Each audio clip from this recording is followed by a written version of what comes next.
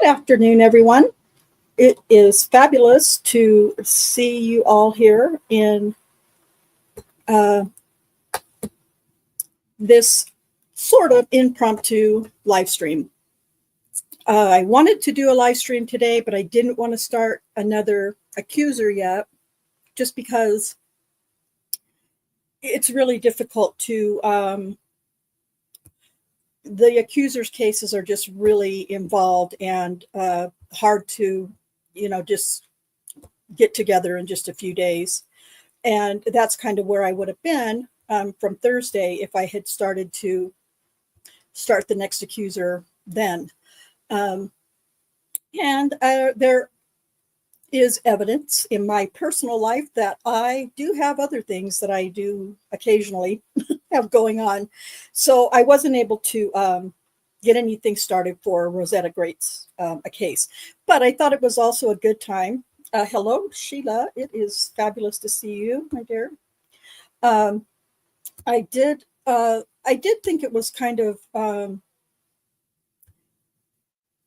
I don't know, maybe just interesting to talk to you about the mainstream media and how the public receives news from the mainstream media. I believe, and maybe those of you who will listen now or in the future on replay may also believe that the mainstream media is, well, I'm going to go as far as to say the mainstream media is the devil, is evil, is they have a one-sided agenda. And as far as Daniel's case and many other things that we've watched or listened to, the mainstream media has been incredibly unfair and just really, they're really good at charging and convicting and imprisoning putting someone in prison before all the facts are even out. And in Daniel's case, that's exactly what happened. I want to catch some of you as you're coming in. TJ, it is wonderful to see you. I hope you're doing well, my friend. I'm just happy to see you in the chat. Let us know how you're doing. And Joffrey, it's great to see you. And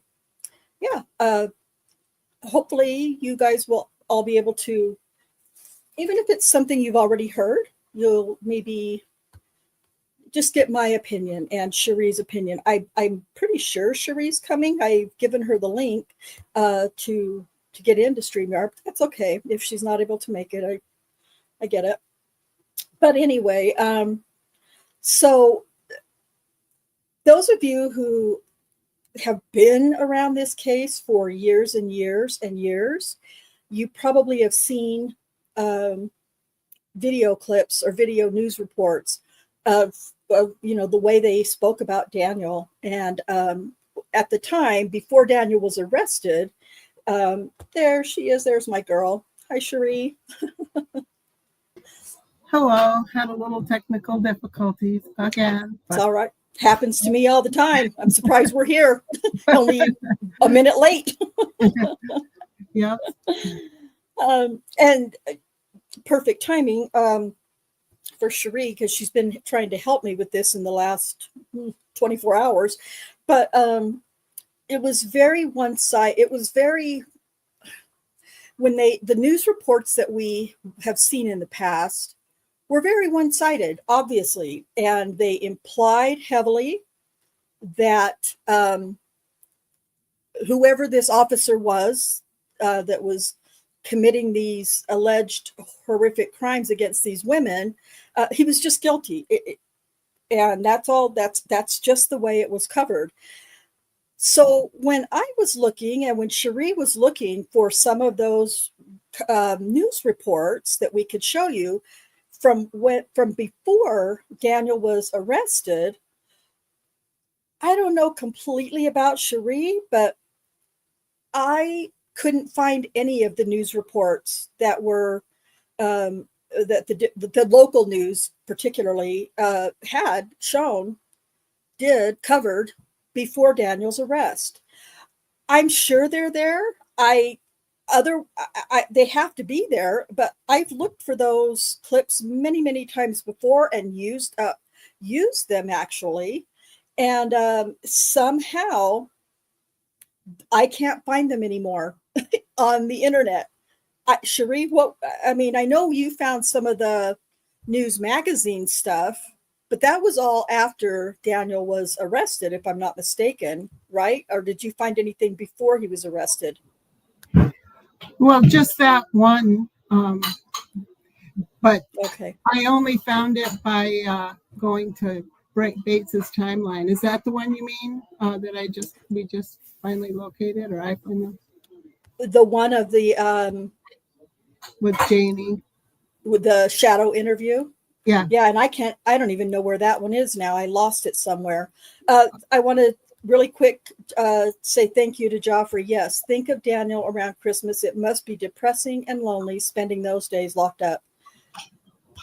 For sure. And I don't know how many caught the community message I did last week, I think on the 10th. The 10th of December was Daniel's birthday. And the horrible, disgusting irony of that day is that he was also found guilty on that same day. So I don't know why I can't find that. I thought I had it in my. Thank you, Cherie. Oh, okay. I know why I didn't download this video, because it's not on YouTube, so I can't. So I'll just have to share it from my page whenever I get back to it, or from the Chrome tab. Anyway, so I felt horrible.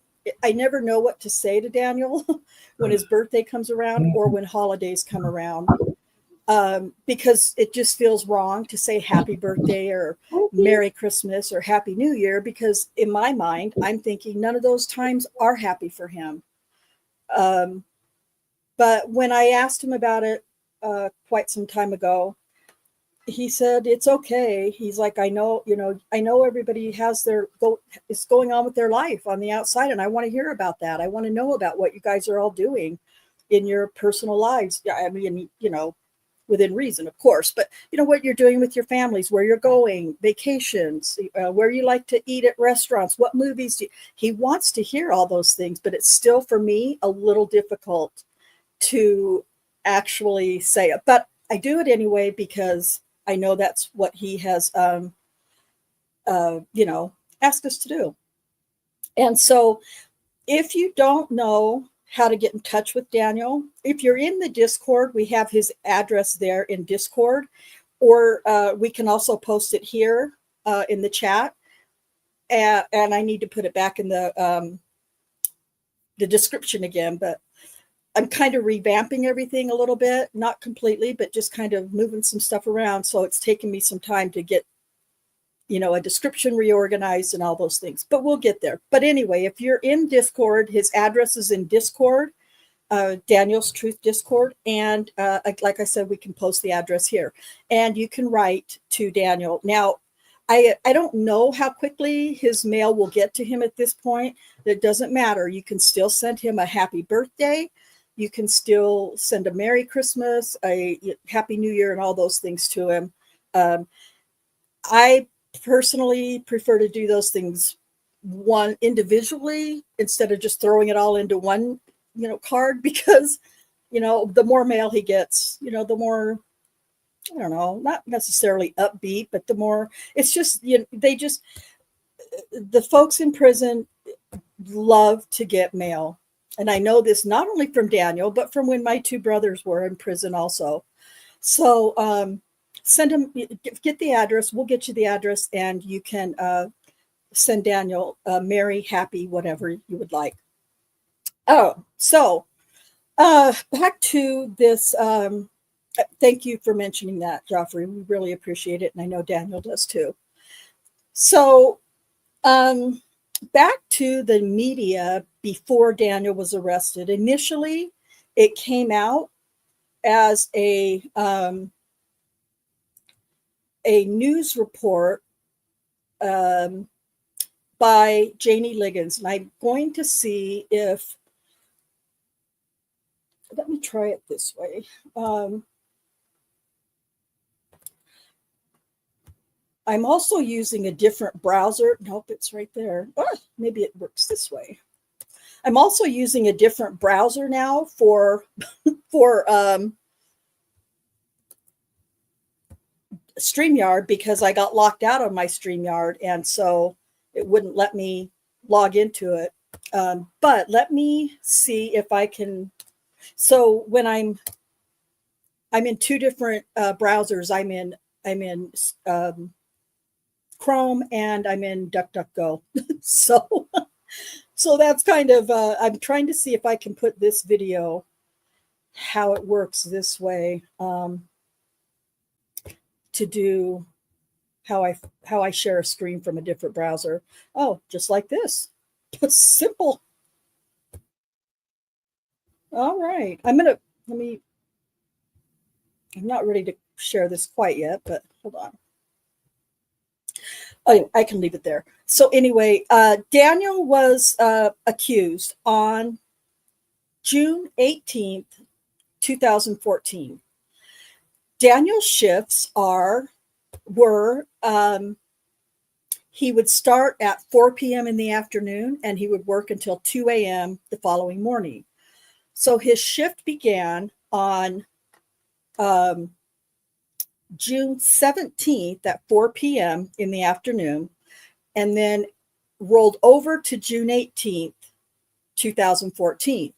And it was just a little after 2 a.m. when he pulled over Janie Liggins, and I briefly discussed that last week about how that initially started. So, and I think most of you who are viewing right now, who aren't lurking, I don't know if those that are lurking have seen that yet or not, or heard that last week or not. But anyway, so she accused him of, well,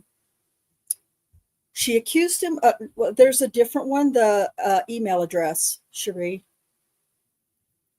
I think it's right to Daniel Holtzclaw at gmail.com. I'm not 100% certain, but I think it is. Anyway,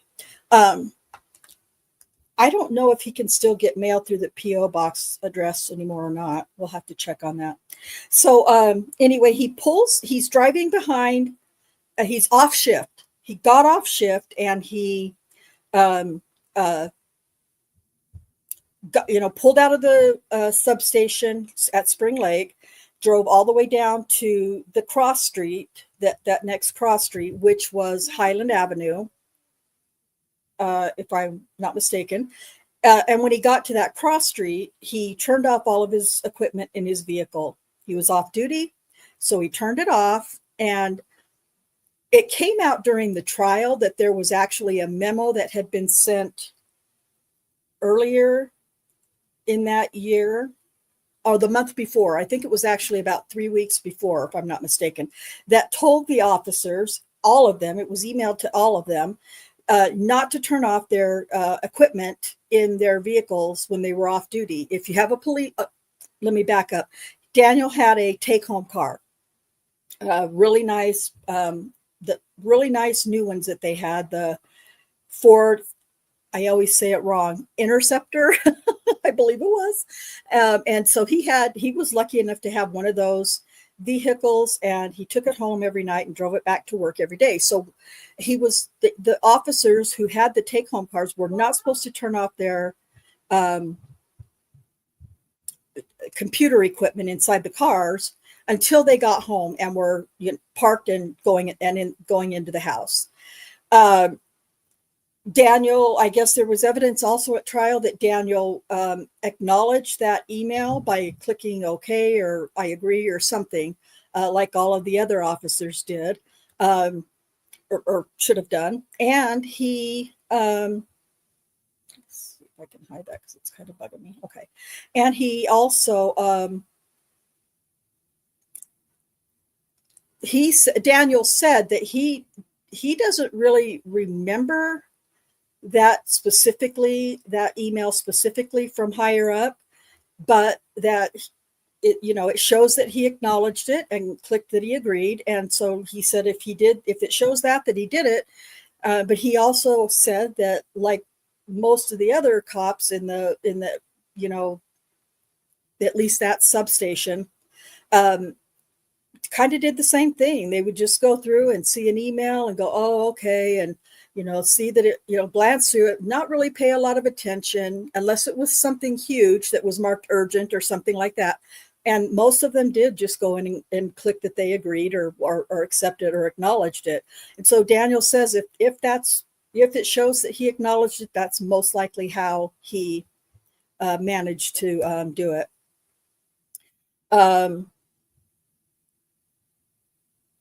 Let me see. Yeah, if it's the email, then that's what it is. If it's a write to Daniel or something like that, that's the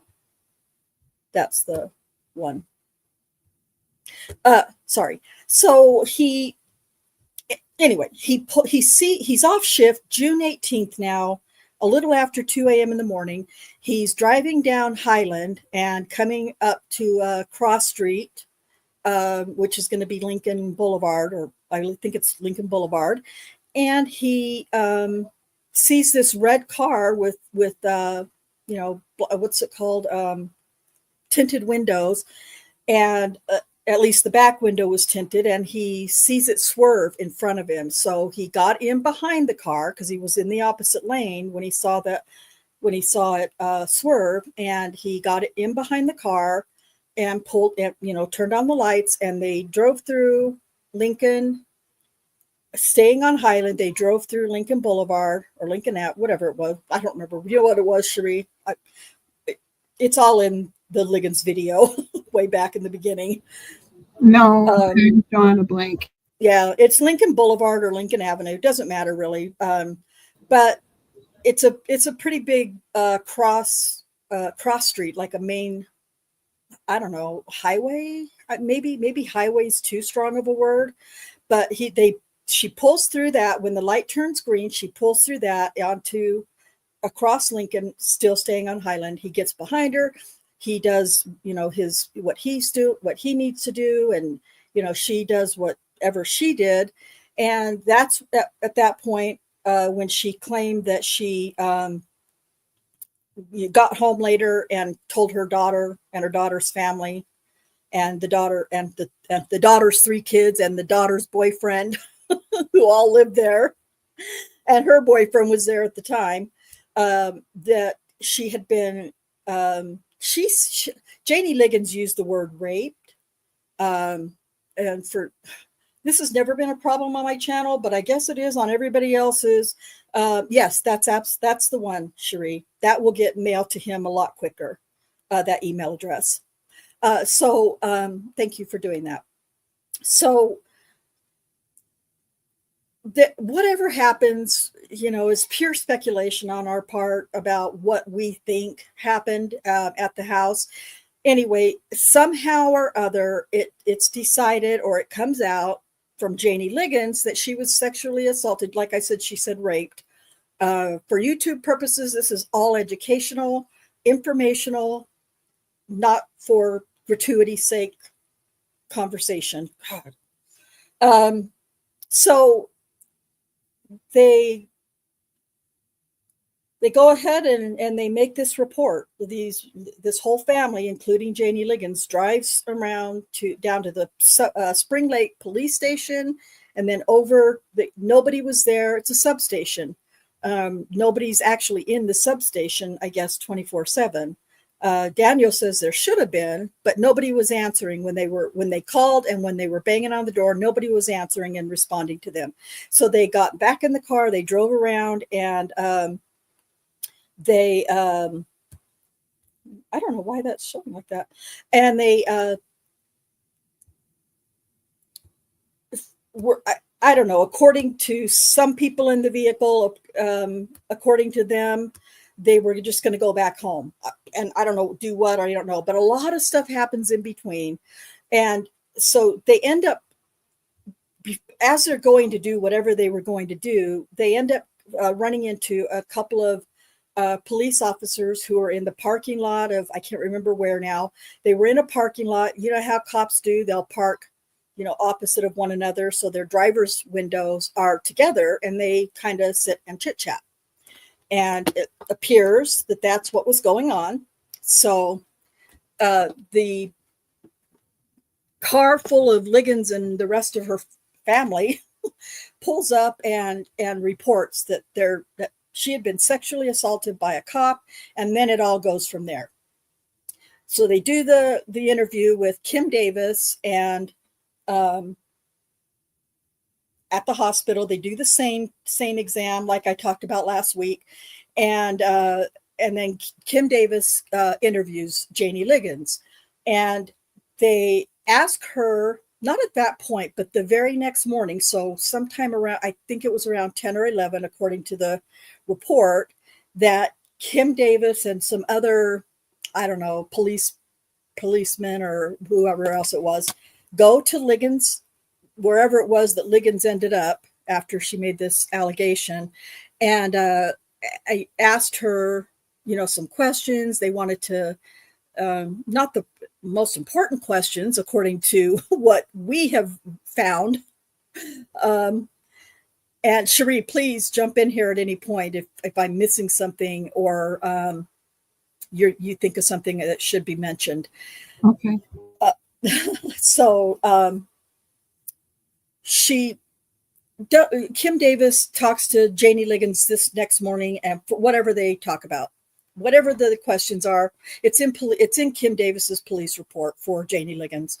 And according to, I don't remember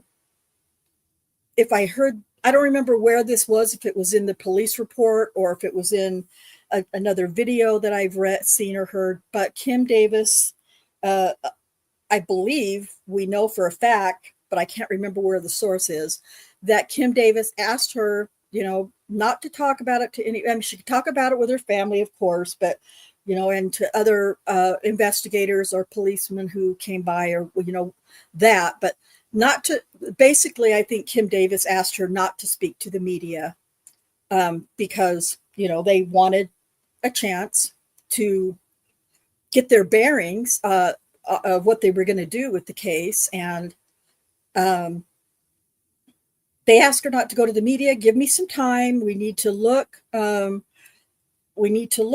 thank you. I appreciate that, Cherie. We need to, give us some time to, give us a couple days to investigate this because, it's a lot of information. We've got to, at that point, I don't know if I think by that point they had figured out it was Daniel's car that stopped her. But, they hadn't had a chance to really do any investigation yet. And they hadn't even spoken to Daniel yet at that point. They hadn't done, most things like that will start out with an interview of the suspect. Daniel's particular case was that it started out as an interrogation. And those of you who are familiar with the Reed technique would, if you go back and watch that interrogation, you'll be able to see pretty quickly that it's not an interview, it's an interrogation. And we're not going to talk about why Daniel did that. I've already talked about it at length in many other videos. I did mention it last week in the video. He did it. He waived his rights. It was the stupidest thing he's done. But, that is what it is. And so I'm not going to go over that again. But during this 2-hour-long interrogation, you can tell when you go and listen to it that they are, Kim Davis, as crude and foul and disgusting, even rocky as she is in this interrogation. And it's bad, guys. Those of you who haven't watched it, it's bad. It's disgusting how they speak to him. Anyway, so they do that later in the afternoon when Daniel shows up for his 4 p.m. shift. So between that, Kim Davis has asked Janie Liggins, don't talk to the media yet. Let us get some information first and figure out what's going on. I think it was 4 days later. Well, we can see on the date, June 23rd. And 5 days later, Janie Liggins went to the media anyway, and told her story. So I'm going to play that interview for you. Oh, and let's see if I can figure out which browser it's in.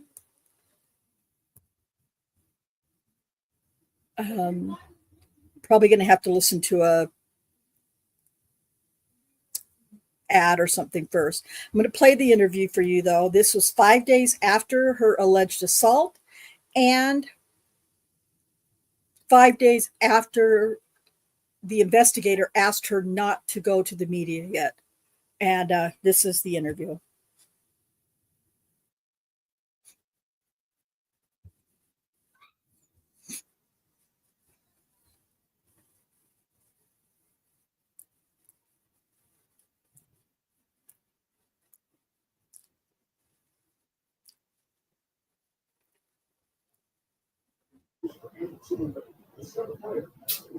We can't hear anything yet.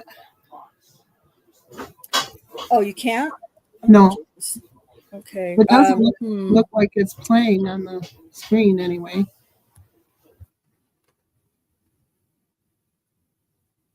Okay. Interesting.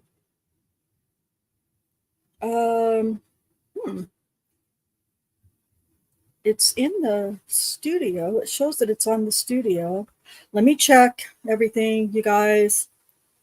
Oh, gosh, I need one entire week without doing a podcast. I'm going to have to get in touch with Richard. He knows how to. He messes with the Streamyard stuff on a rate 4 times a week. So he's offered to help. I'm going to have to take him up on the help. Because there's just been so many updates and good changes in Streamyard. Yes, Sheila, it is one of the most uncomfortable interrogations to watch. Absolutely right. Okay, so because I'm using a clip from the wrong browser. Okay, let me close that clip.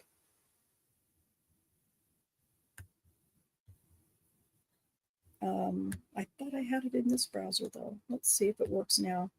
Okay, let's see if this works. I hope it does. Let me know if you hear it.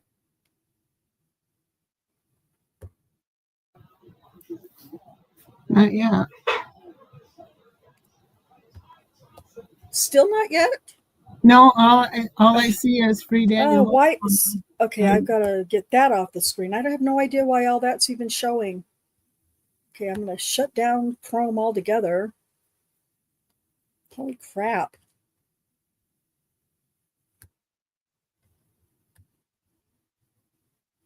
Present. Share.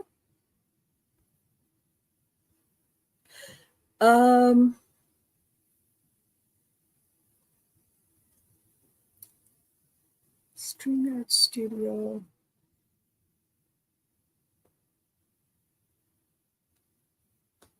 Yeah, that's not going to be it either. I don't know how to share from a different browser. Gosh, I feel like a flake. Let's see. No, that's not what I want to do.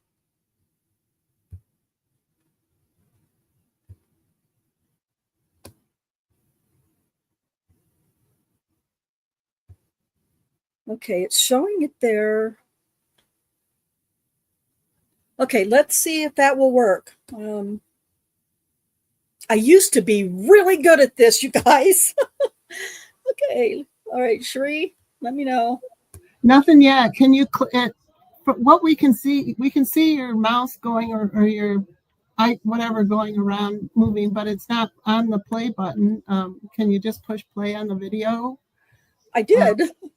Well, it doesn't show on the screen that you are. We just see your pointer going around. Now it's up at the top. Can you take your pointer and push play? Now it's below. Oh, geez. Okay, I'm really sorry, guys. I don't know. I don't know how to use a different browser to share things. So anyway, Janie Liggins, you can let me put the link to that video in the chat. How's that? We'll do that. And you can at least folks can go and watch it on their own if they choose to. So she goes and tells this horrific rape story, and I'm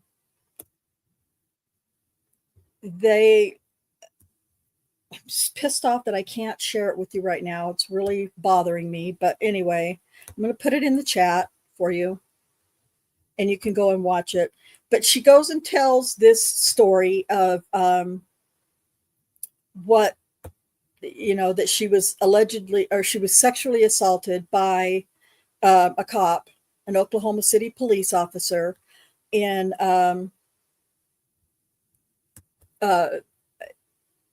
where on Lincoln Avenue, which is, I think, how she says it. I'm just trying to open up the YouTube here, folks. Hang on. Ugh. Okay.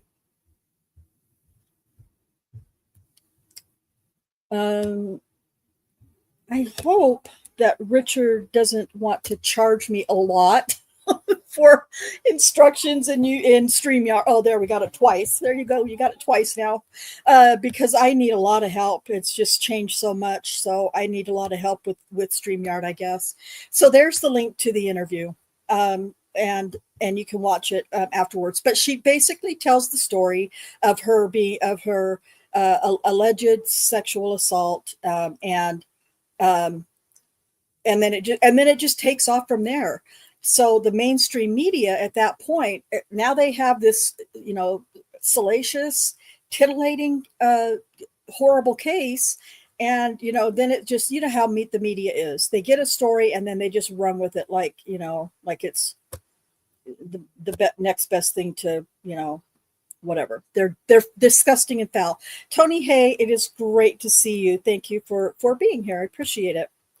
So it just goes from there. And then the media reports that I've been able to watch in the past that I can no longer find show how they talk about the case. And they use the word alleged and allegations, to be fair, they do. But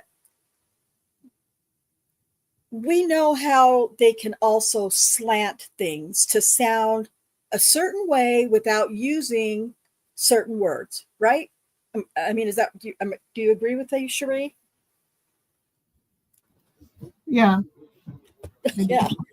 I just don't, I feel like I don't want to keep being the only one talking, especially without anything to present like I wanted to.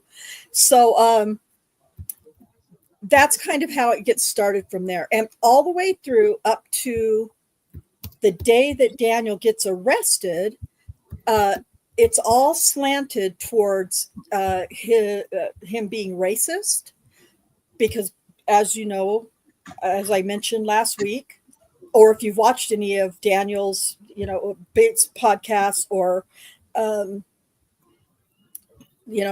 my podcast or anything else, that they very, very quickly, it was turned into a racial, racist kind of alleged attack. I like to catch comments as I see them come in, so sorry. 24/7 live. Thank you for being here, and it's great to see you. And I hope it's not as hot in Arizona as it has been, and that you're comfortable and enjoying it. And so here's one of the things that Cherie's mentioned in the chat that is incredibly important. Liggins later said she wanted to make sure OKCPD didn't sweep it under the rug. It's been 5 days. An investigation has barely started. So my opinion about that, purely speculation.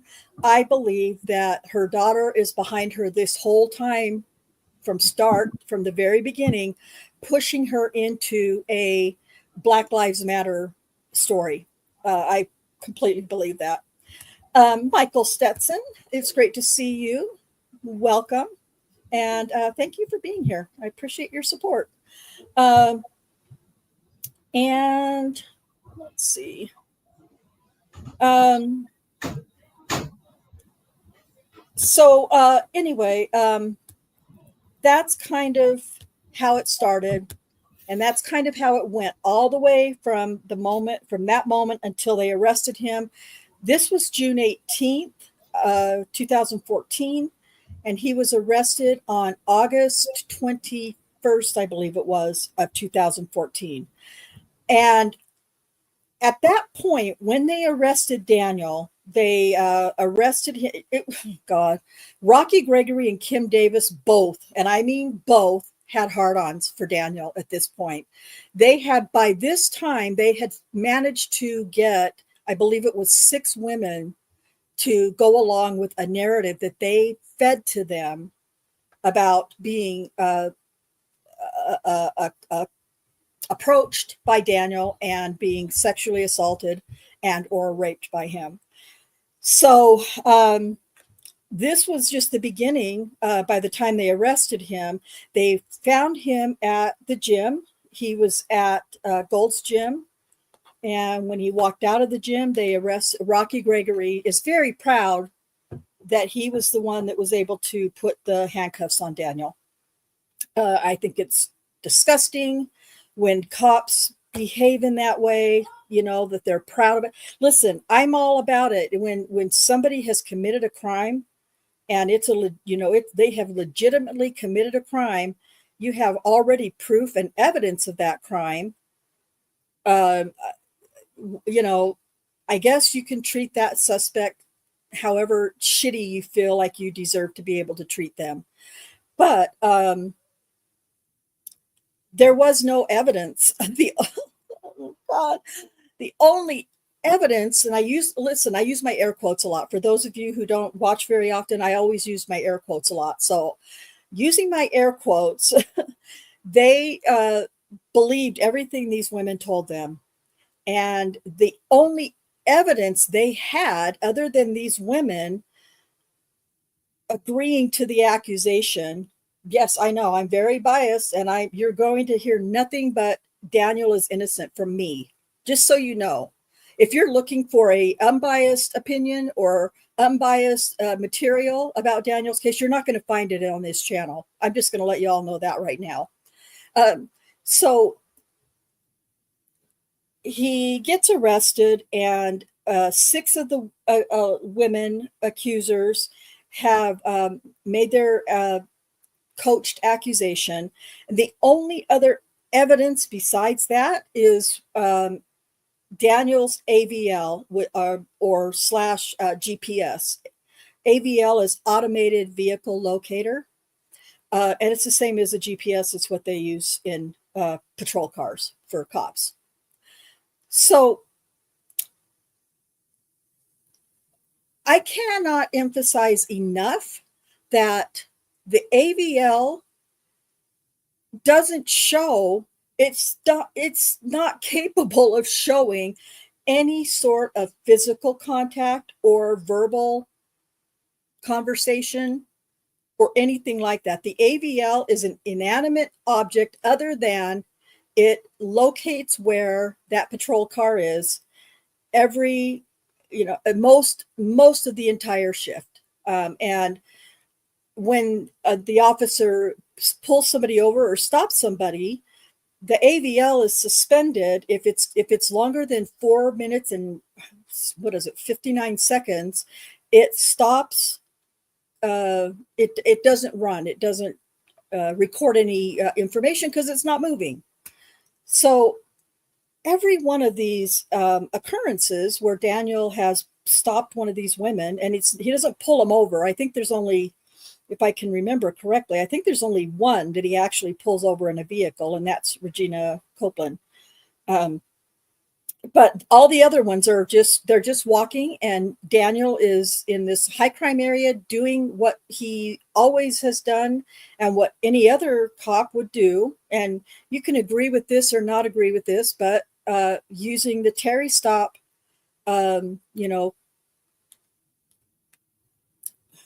application, I guess, he he stops women in these areas and asks them questions about, what are you doing out here? It's 12 o'clock, or it's 12:30 in the morning, 1 o'clock in the morning. What are you doing out so late? Why are you walking by yourself? Where are you going? Do you know of any any houses around here that sells drugs?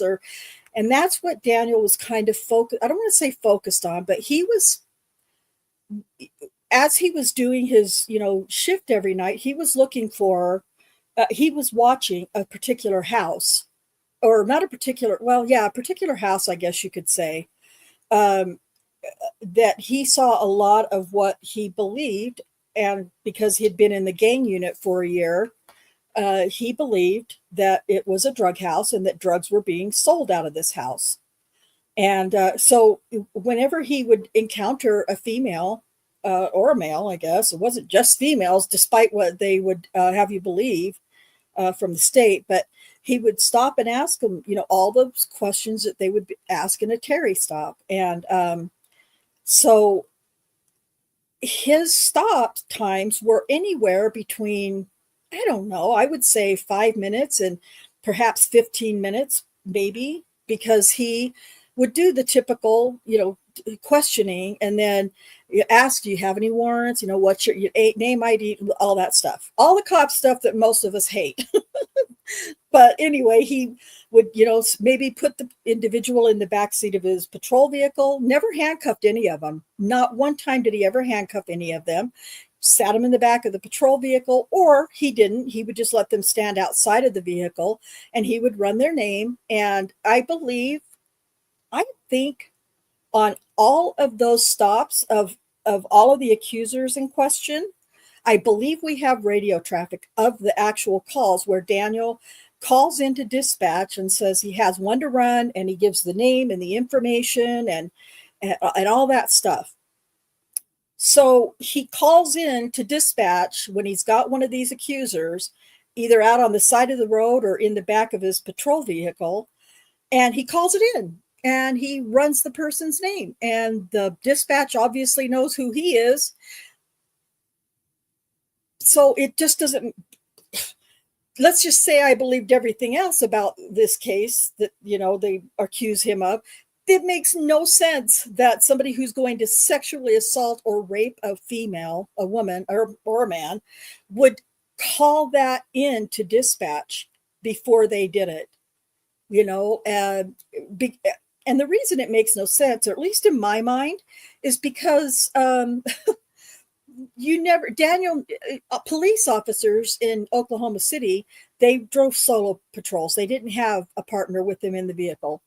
And unless the officer called for backup, you just never know when another fellow cop is just going to randomly show up to where your stop is and, offer to help if you need help in some way. So when you put all that together, it makes zero sense that Daniel would stop these women, ask questions, ask the typical cop questions, and then call it in to dispatch, saying where he's located at. And the reason I say that is because on the Tabitha Barnes stop, the first one, and we've already done the Tabitha Barnes series. If you haven't seen that, it's in a playlist on my channel. It's a while. I think there's like 8 or 9 episodes, maybe 10 to Tabitha Barnes, because it's so insanely ridiculous and crazy. But anyway, when he was on that first stop with Tabitha Barnes, he called it into dispatch, and within just a couple of minutes, another Oklahoma City cop rolls up and offers to help Daniel. So that's a perfect example of how that could happen at any single time of a shift, any stop, or anything.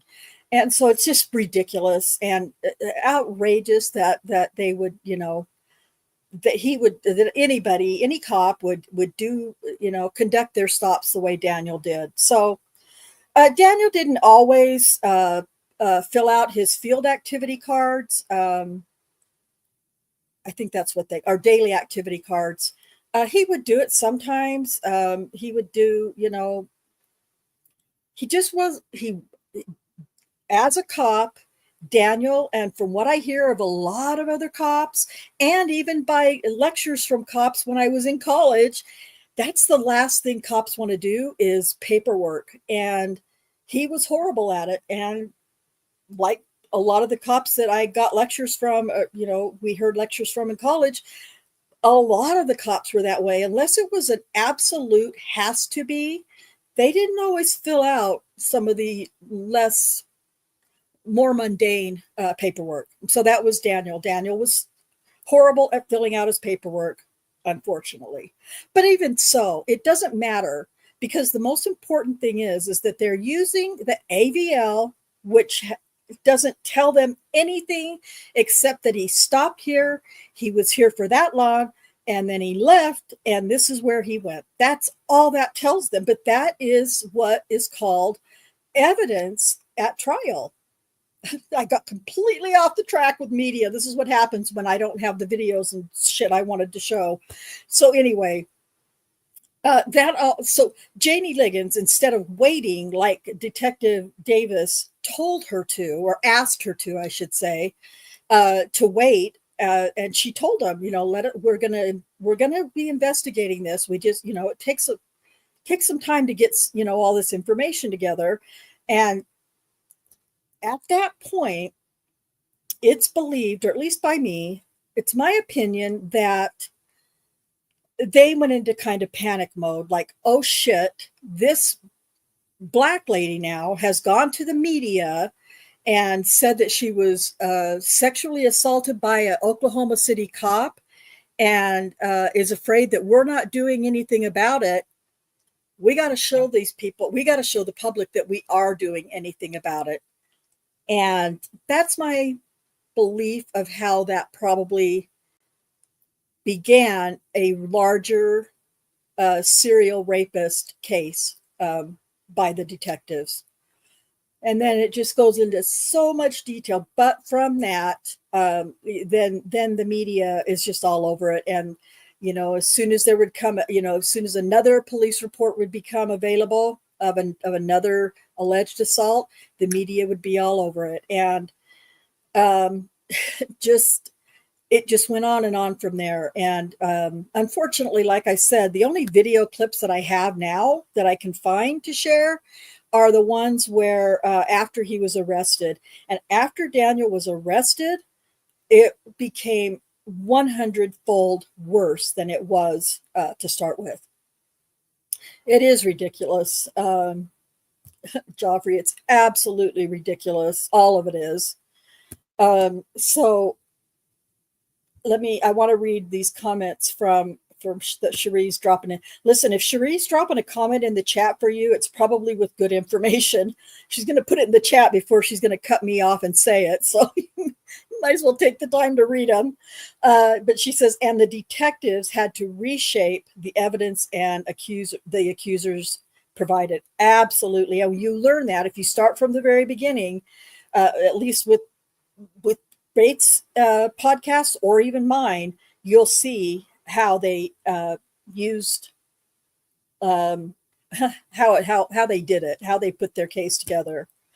AVL shows Daniel was at or close to a certain location. It doesn't show that anything sexual happened, but the detectives want you to believe that when AVL shows a stop, and a stop means any stop of a female means sexual assault.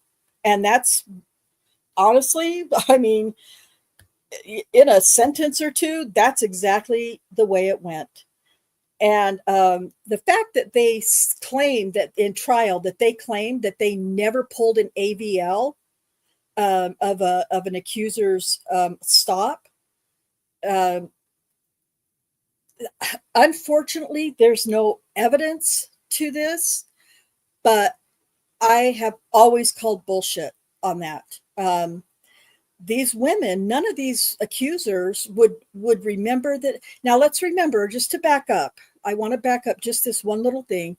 Remember that from the testimony that you heard last week, the names of all of these accusers are on a list a literal list that was provided to the detectives by their Lieutenant Musney.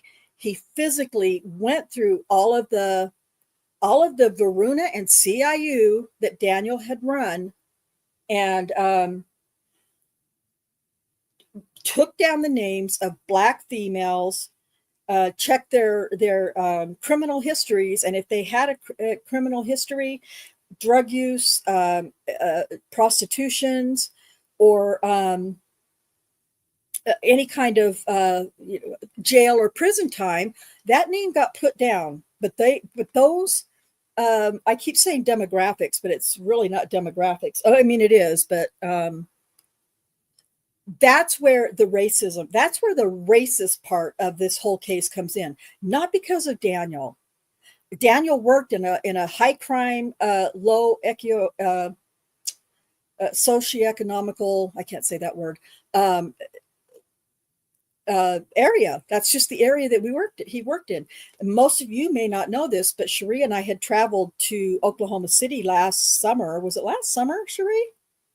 2023, yeah. Yeah, last summer in July, we went to Oklahoma City with Kay and with Susan, and we traveled to, I think most, if not all, I don't think we got to Adara Gardner's, but we traveled to all of these places. Thank you, Michael. I appreciate that. Thanks for your help. I love Michael. He's so awesome. We drove to all of these locations, and we didn't stop at any of them. It was like 190 degrees outside. We were there. And so we just drove by them. What we were shocked by, I'm off the rail again here. What we were all shocked by, or at least Cherie and I, was how small this area, how small the area was. The entire little zone or beat or whatever it was that Daniel worked in, but the streets, not just the area, but the streets themselves were so narrow. Like, I can't imagine, and they were allowed to park on the streets in most of these residential areas. So if there were two cars going the opposite directions, one's going to have to pull over to the side so the other one can pass. That's how small these streets are and how narrow they are.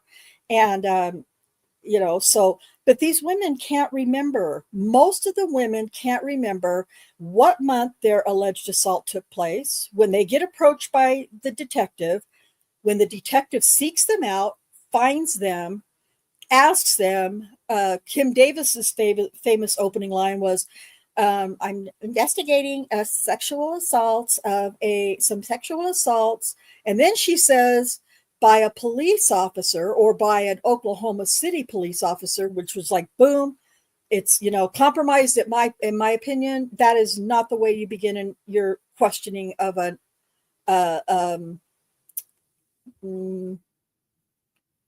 prospective victim. But I have received a tip that you may have been sexually assaulted by an Oklahoma City police officer. And then inevitably these women, or at least from what few recordings we have and video recordings we have, inevitably these ladies would say, yep, I have. Yep, I have. These are all Black women who are, might have warrants, might have incomplete, court things that they have going on and stuff like that. So again, it's my assumption. It's very presumptive of me to assume this, but given where they were, given where these stops took place, and given that we know every single one of these, with the exception of Janie Liggins now, just so I want to make that clear, every single one of them have some sort of something in their criminal history. And they might be looking to, I don't know. I mean, you guys in the chat, you can come up with all the reasons why somebody might, say, oh, yep, I was assaulted by a cop. In the back of your mind, how long would it be taking you to think, ooh, maybe if I cooperate with this and I say this happened, maybe I can get my charges, reduced or taken off, or at some point, we know also that a possible lawsuit, a civil suit against this cop, that they could file a civil suit against the cop and win lots and lots and lots of money, and we don't get to hear those things, but we're pretty, yeah, maybe a big payout. Thank you. And, all kinds of reasons why a woman would agree, or a person might agree to something being presented to them like that. And if you start with my podcasts from the beginning, with the episode 1 of Inside the Wrongful Conviction of Daniel Holtzclaw, and then just keep going forward, you'll find, you'll hear and see things that make you, if you're not ready to commit to innocence, make you at least question what these fucking detectives were doing when they were trying to investigate, the air quotes, this case. And the whole time this is happening, the media is running with every case that gets filed, the police report that gets filed. I shouldn't say case, I should say police report. They get it. You know how the media is. They're like sitting at the courthouse or wherever, and just waiting with bated breath to get the next piece of news or trash or whatever that they want to glom onto. And this was no different with Daniel's case. And it was almost instantly after Janie Liggins came forward in her shadow interview, instantly became about race. With that comes, in 2014, June of 2014, with that comes BLM activity. And that's exactly what happened. And like I've mentioned, we know that Janie Liggins' daughter, I can't remember her name, Marissa Liggins, was an active member of the local BLM organization. And it was organized by somebody, her name was Grace Franklin, and it was called, I think it was Artists for Justice. Yeah, that's right. Artists for Justice. Mm-hmm. And that immediately became the narrative. It was a racist cop, and he was attacking only Black women with criminal histories of prostitution, drugs, other crimes, whatever. And they were poor, mentally ill, and this horrible racist cop was singling them out and attacking them. And not only does the media slant it that way, but when you have the local chapter of BLM, Artists for Justice, getting on the news and spouting her 2 cents with no proof or information, by the way, this is what it became. And it's really horrible. Not any more horrible, I guess, than any other case. So again, I don't talk politics, and unfortunately, if I try to talk about this particular case, it's going to be a political conversation, and I'm not doing that on my channel. But you guys all know, any over your entire life as an adult, listening to different news reports or different cases or anything else, you know how the media will twist things like that very quickly. Grabbing a sip of water really quick. So that's what happened. Once Daniel was arrested on August 1st, he was convicted. In the media, 21st. Did I not say 21st? I'm sorry. No, August 21st. Oh, sorry. I'm sorry. No, please. Anytime I screw up, you need to correct me, because I don't know a lot of stuff. I remember a lot of stuff. I know everything. Listen, I know everything. I just don't remember it. So anyway, that's what happened. And now this half Japanese, half American cop is arrested and he is a monster, racist, sexual assault, serial rapist. And it goes on that way from the moment his name is put on TV and his mugshot. It goes until to this very day in some cases. Sometimes, there are still a few YouTubers, I guess, if you want to call them that, out there who still want me to believe all those things about Daniel. And I just know I have all the information. We have all the legal documents and the interviews, and we have all of that. And we've read through all of it.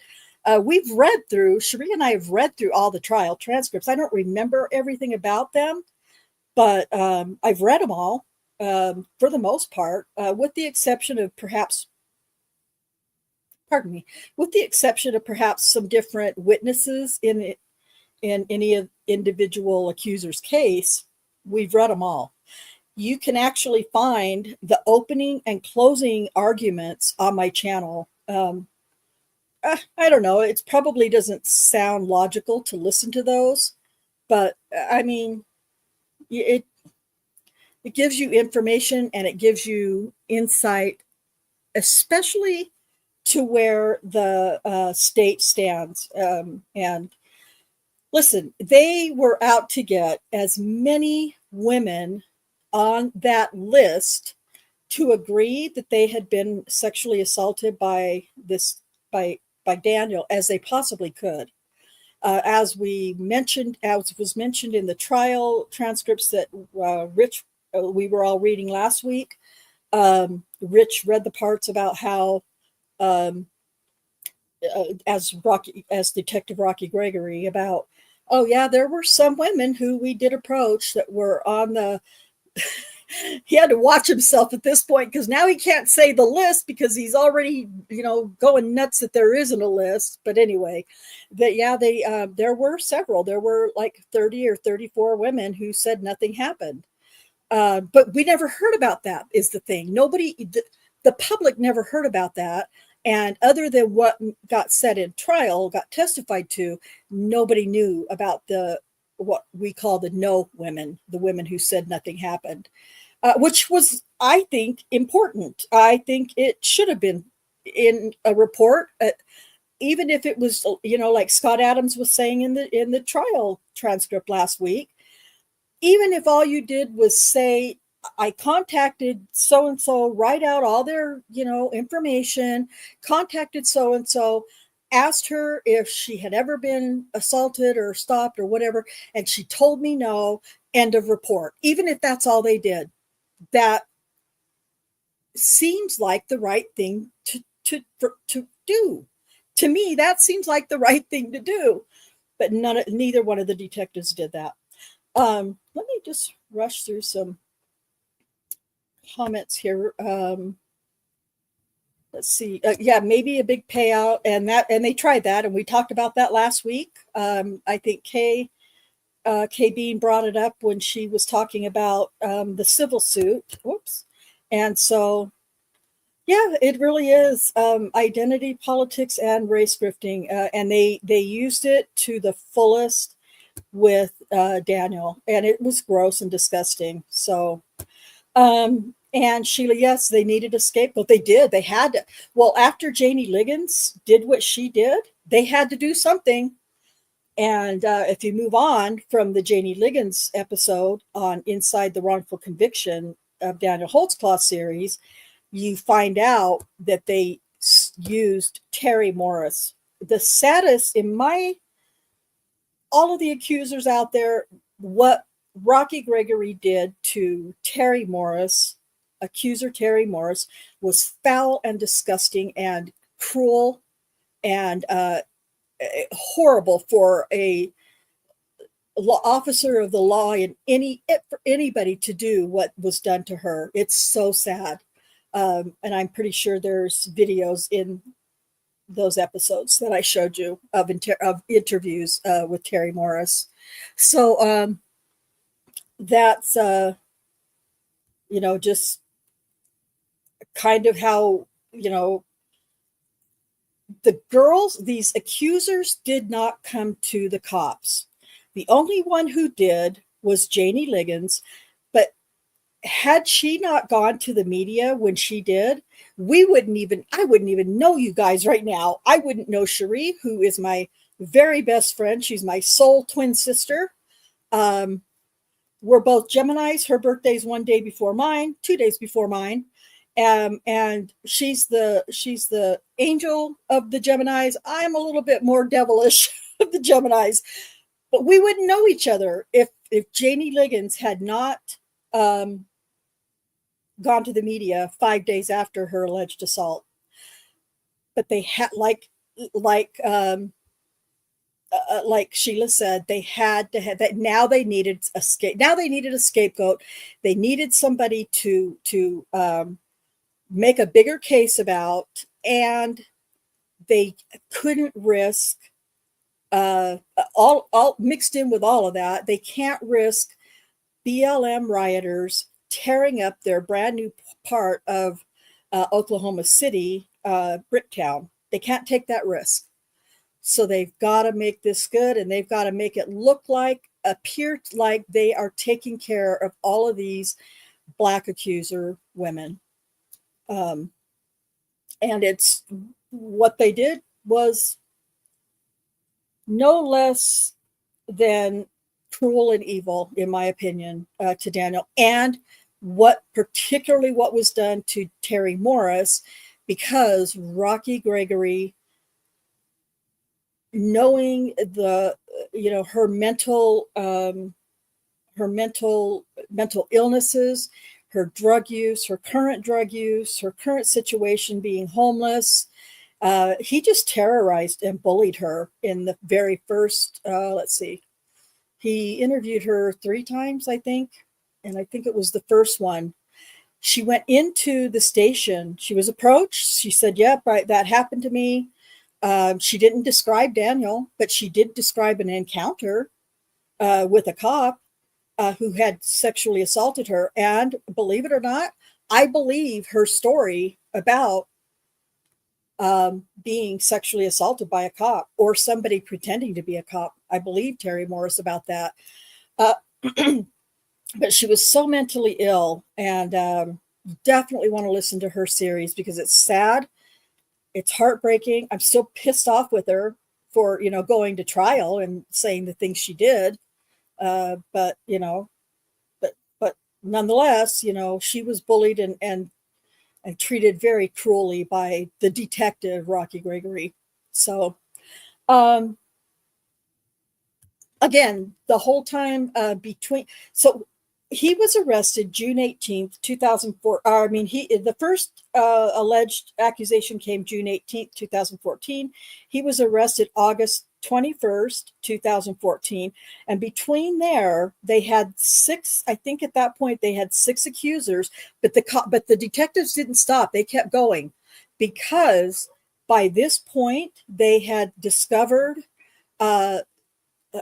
DNA, and I'm using air quotes there, on the fly of Daniel Holtzclaw's uniform pants. People who believe 100% that he's guilty will tell you that that's the evidence. That's it. The fact that they know that the AVL shows that where he was and that he stopped them, and this DNA. The DNA was, like I've said before, a very small, barely usable amount of DNA. I mean, it was such a small amount, it barely reached over the threshold. I can't remember what it's called, of the line that they could actually use it and not, toss it out. That's how small the evidence was. And I'm 100, well, I'm not going to say 100. I'm 99.999% certain that DNA is touch DNA. So until they found the person whose DNA, who that DNA belonged to. They just kept on with their list, the list that was given to them by Musney. Yep, we got, okay, well, no, that one doesn't match. And they got buccal swabs from all of these accusers, and it never matched, didn't match. Finally, they got to the 13th accuser, Adara Gardner, who was the 17-year-old. And trust me when I tell you that the media went nuts with that, because she was a minor. And now this racist cop, sexual assault, raping of Black women, filthy, dirty pig, is being, has sexually assaulted a female, Black female. That's how that gets splashed across the news. Not those words, obviously. They're a little more professional than me. But obviously, that's what they did. And so let me just kind of try to see if I could. This was something that hit me very, very early on when I first started researching this case. So Daniel Holtzclaw. So then they thought, well, let me back up just one second here. They determined that not by ABL or anything, because they didn't do that till after they talked to the accuser, but bullshit. But they discovered through other records, I guess, that Daniel had stopped 17-year-old Adara Gardner at twice on the 17th. The first time with a group of kids, there had been a report of disturbance by people fighting. And so he showed up to that call, and Adara Gardner was one of those people that was in that group. And he ran all the names of all three of the individuals and searched Adara's. Adara happened to have a I don't know, a backpack or a bag or something that she was carrying. And so he got consent to search her bag, and he searched her bag. And then later that night in the evening, he patrolling the area, he saw her again walking alone on the street, and it was dark. It was late out. It was getting dark. So being a minor, he stopped her again and said, hey, what are you doing out here by yourself? It was a bad part of town. And, he searched her again and then put her in the back of his patrol car, took her home, walked her up to the front door to make sure it was her home, because he didn't believe that's where she actually lived, and made sure that she lived there, and then left her.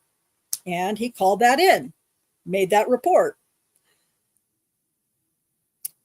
Adara Gardner said that that was the time that he allegedly sexually assaulted her.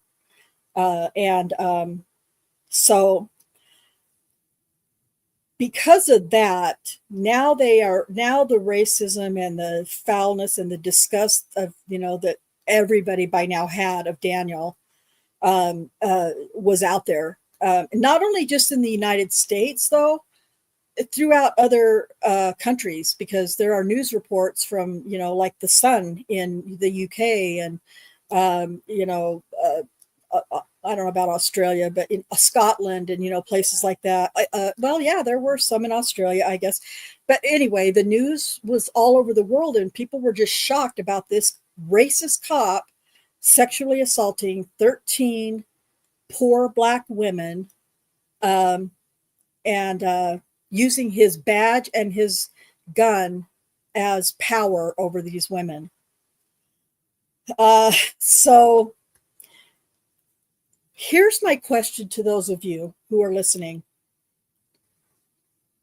They got the DNA evidence back. They took the DNA from the pants, I believe, on somewhere between the 19th and I think somewhere between the 19th and 20th, maybe 21st of June. So they got the swab. It came back with DNA from an unknown female and two unknown contributors believed to be male. And they said also that Daniel Holtzclaw's DNA was nowhere on the fly of the pants, which is ludicrous, right? I mean, that's ridiculous. So let me answer this question here. A couple of questions really quick.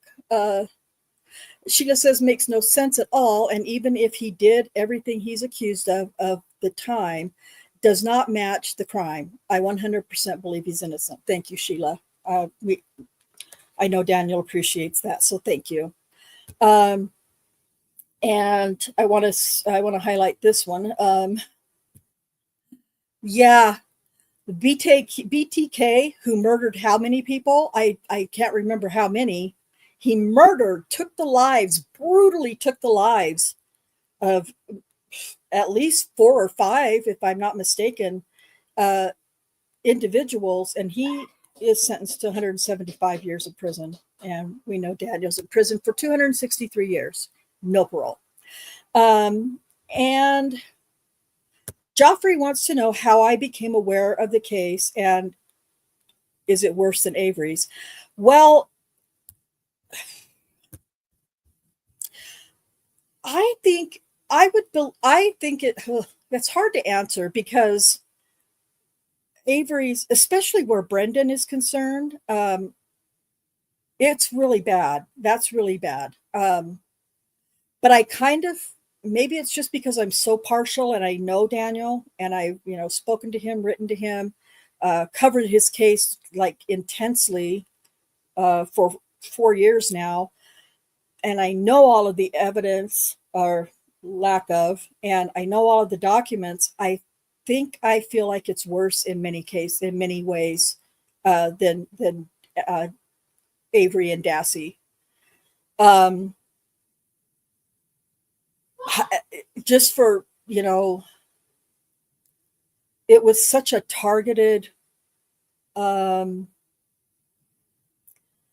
attack on him, I guess. I don't really know how it was just so targeted and so much went into,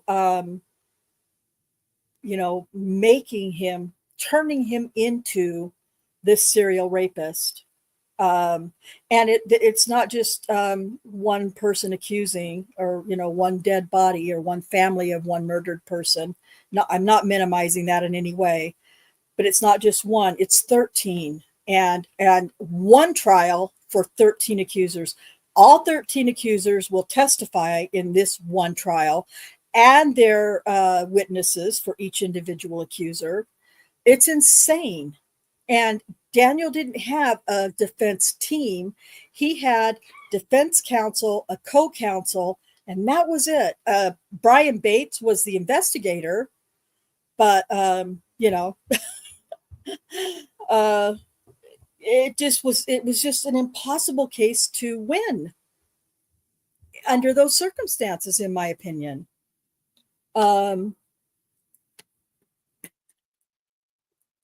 Okay, Michael says BTK was accused of killing 10 people, 10 murders. This is 2 different states, obviously. Kansas City is he was in Kansas City, Kansas, if I'm not mistaken, BTK. And Oklahoma City obviously is in Oklahoma. And like I was telling you guys last week, the corruption in Oklahoma City goes back decades and decades. So I don't know about Kansas or Kansas City, what their corruption or lack of corruption is like, but that's what it is in Oklahoma City. So, yeah, unless you're rich, you're fighting Goliath in court. I completely agree with that. Daniel hired his own defense counsel, but it just wasn't enough. And Scott Adams in Oklahoma City is very well regarded. I mean, he's considered to be one of the best defense attorneys in Oklahoma. And I'm sure he is. But not in that situation, not in those circumstances. So let's see here. So Sheila says, I feel besides Brendan, Daniel's case is worse. I do too. I know that might sound like I'm, minimizing or something. I'm really not, because what was done to Brendan Dassey was horrific on every level of that. And it's still horrific because he's still in prison and probably, being honest here, probably will never get out until, I think, what is it, 2044 or 2045, he's eligible for parole. So Stephen will never get parole. But anyway, so yeah, I feel like Daniel's case is worse. And go ahead, Sheree. Oh, sorry. I was just going to say 2048. I thought I remuted, but. Oh, 2048. Okay. Okay. Yeah, I thought it was somewhere around there. Yes, he breaks my heart too. It's so sad. It's still, to me, Brendan is still the 16-year-old, and he's what, 30 something now. So yeah, me too. If you're a mom, I'm a mom of 5 boys. It is heartbreaking. It kills me. I can't even watch any of the interrogations and stuff about with Brendan anymore. I can't do it. So yeah, it's just, yeah. And Joffrey says in response to Michael, it's not supposed to work that way. Yeah, it's not, but unfortunately, it is true.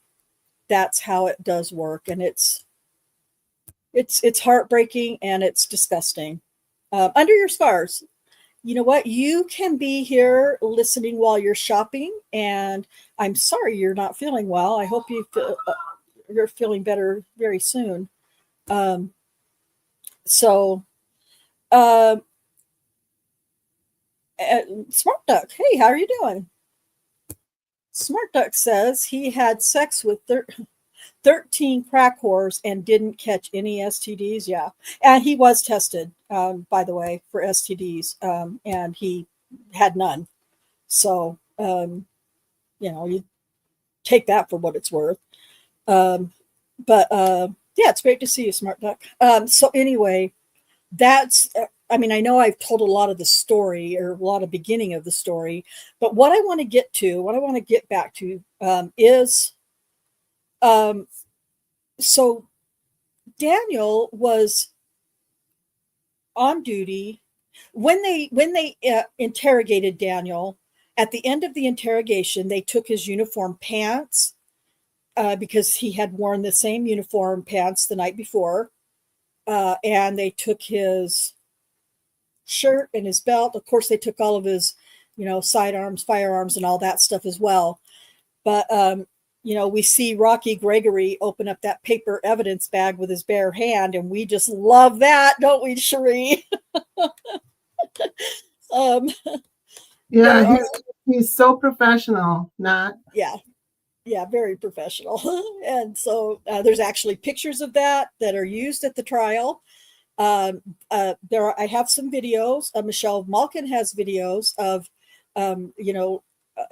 talking with, interviewing very high profile forensic scientists, who every single one of them like laugh or, kind of have little meltdowns about the way the evidence was handled in Daniel's case, meaning his pants for the most part, because of this, how it was just not properly handled as evidence should be. So knowing that Daniel had, Daniel had stopped Adara Gardner around 6:30 in the early evening on June 17th, 2014. Did the rest, doing his rounds, and then found her again, I think around 10:30. It's been a minute since I've talked about her case, but 9:30 or 10:30, a couple hours later, told her, I'm taking you home. I'm not letting you walk these, dangerous streets by yourself at nighttime. So he searched her like he would any other person that he's going to put in his patrol vehicle before he puts him in the patrol vehicle, and then takes her home. Like I said, walked her up to the door, found out, agreed, okay, you do live here. So he left her, and then he's doing his rounds again, and he, finishes his shift, and then sees Janie Liggins' car swerve, pulls her over, gets accused of sexually assaulting her, and then whatever goes on with the rest of his night. He goes home and thinks there's nothing's wrong in his mind. Well, what you're going to learn later in a few more accusers down the line that we haven't really come to yet, he also stopped another woman right about 1:40 a.m. I think. I believe, if I'm not mistaken, she was the last individual he stopped before he ended his shift that night. Her name's Kayla Lyles. So typical Terry stop. He did the same kind of a Terry stop with her. She gets approached by the detectives, and of course she says, "Yep, I was assaulted. He assaulted me too. Yep, he assaulted me. He sexually assaulted me too. He actually raped me," is what she says. Not those words, but that's what she accuses him of. So here's my question that I thought about very early on once I learned of all the different accusers and their stop times in this case. They get the DNA results back from Janie Liggins and her same result test comes back with no DNA or any other kind of evidence in her mouth, around her mouth, on her clothing, other than her own. Nothing from Daniel. Perfectly, what would you call it? Exonerates Daniel, I guess you would say, once her DNA comes back negative. But there's then they get that DNA back off of his pants. I believe it was in, if I'm not mistaken, I can't remember. I can't remember if it was before or after he was arrested. Cherie, do you remember? I believe it was before. It was either, I think it might have been July, or maybe it was June. I just saw it. It really was. Yeah, it wasn't that long. I mean, it didn't take that long to get the DNA evidence back.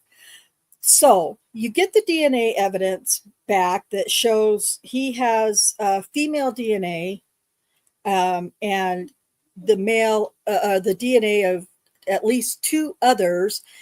I think it was more than two. I think it was like at least three others. Two were male, but none of them were Daniel.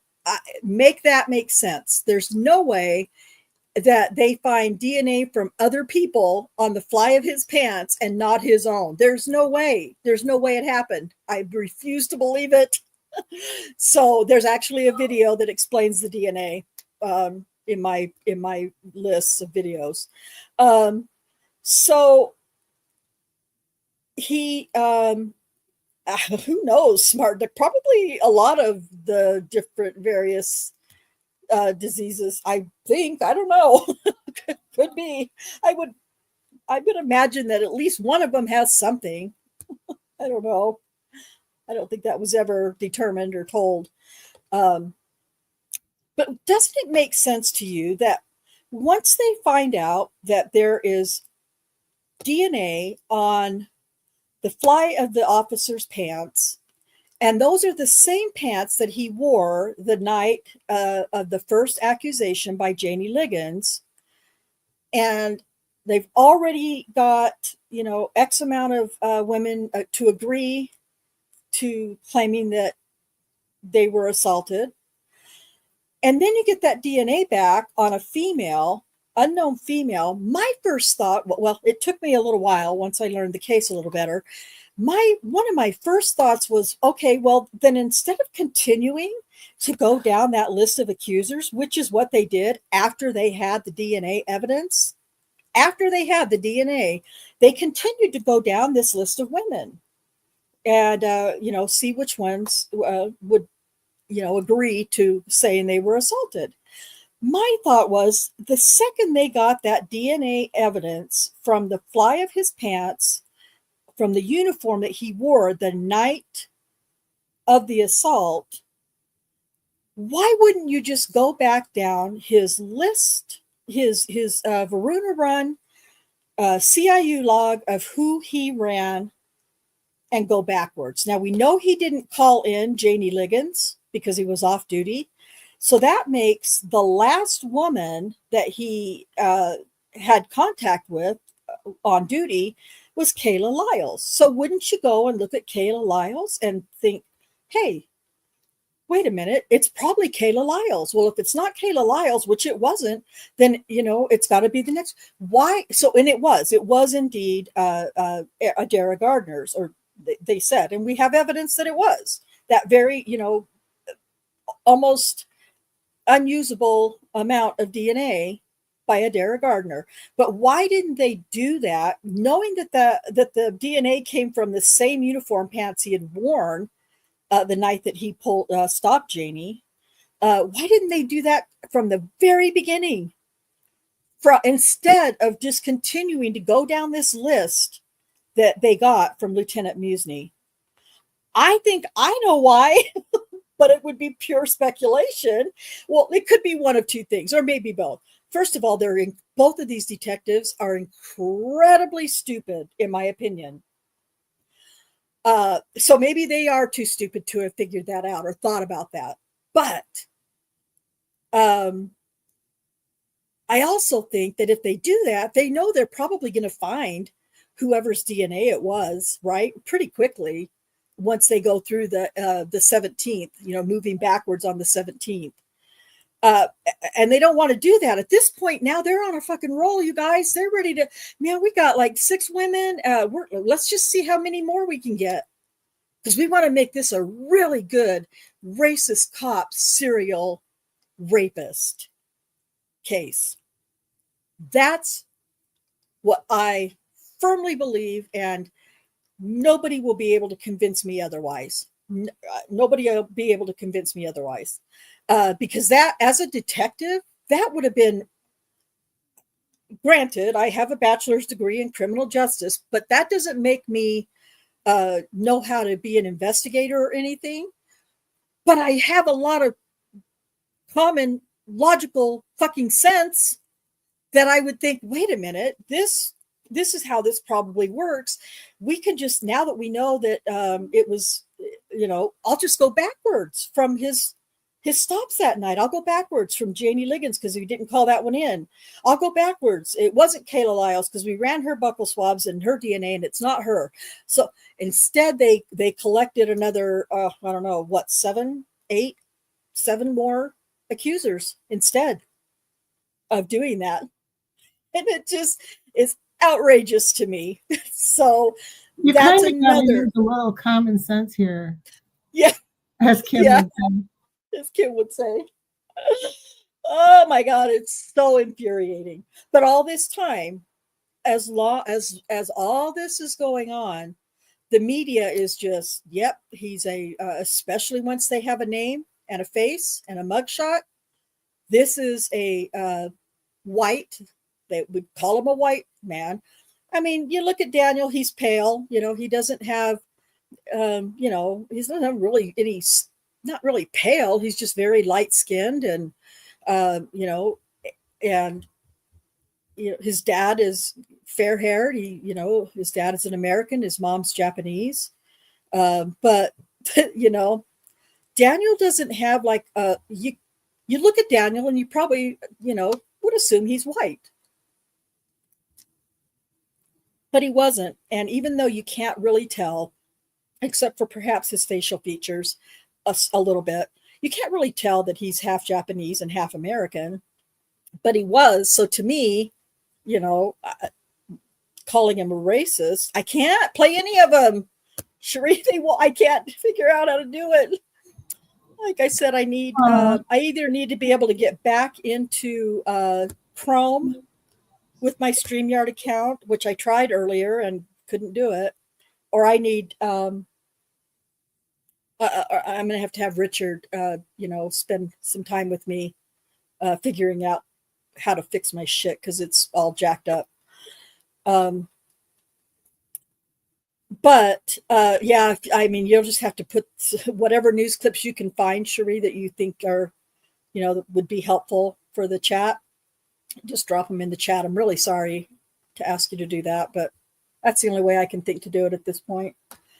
So that's what I think should have happened. And as just an individual with a little bit of common sense, able to use logic and reasoning, that's what I would have done.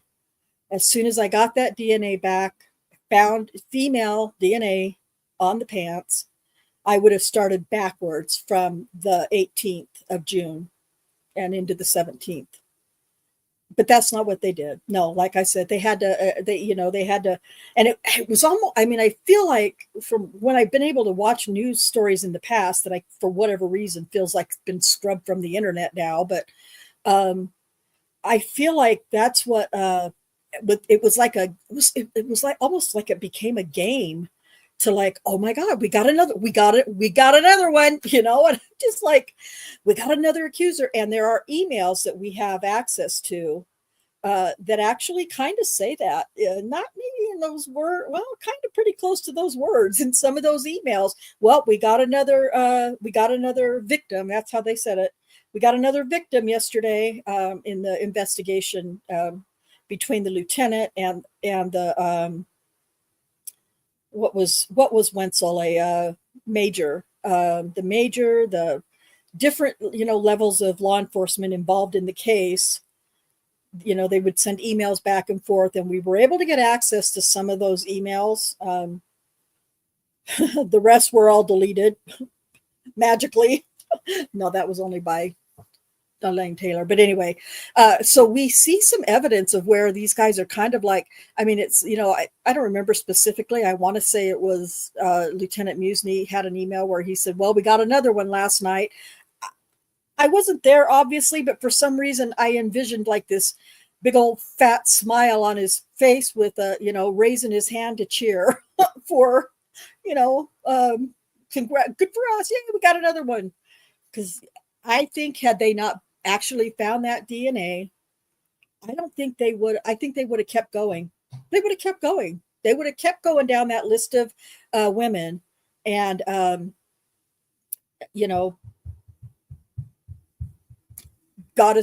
racked up as many as they could. I just believe that. And like I said, the media did everything they could, of course, to perpetuate that theory, that idea that he was a racist cop who raped all these Black women. And so that's kind of, I just want to talk about the media because I despise the media. It's very rare that I'm looking at 2 other murder cases here in Utah right now of women who have murdered their husbands. It's a thing here. It's what we do here. It's what women do here in Utah. But Corey Richens, and then the newer one is Jennifer. Oh, I can never remember her last name, but her husband's last name was Johnson. I think it was Matthew Johnson. Anyway, 2 recent women who have murdered their husbands here in Utah. And I'm watching, I'm trying to pay attention to, news media, local media about these cases. But I'm like, gosh, as horrible as it is, and as much evidence as it looks like there is against both of these women that they killed their husbands, I can't help but be like, oh, but I don't know. But I think that's the way it's supposed to be.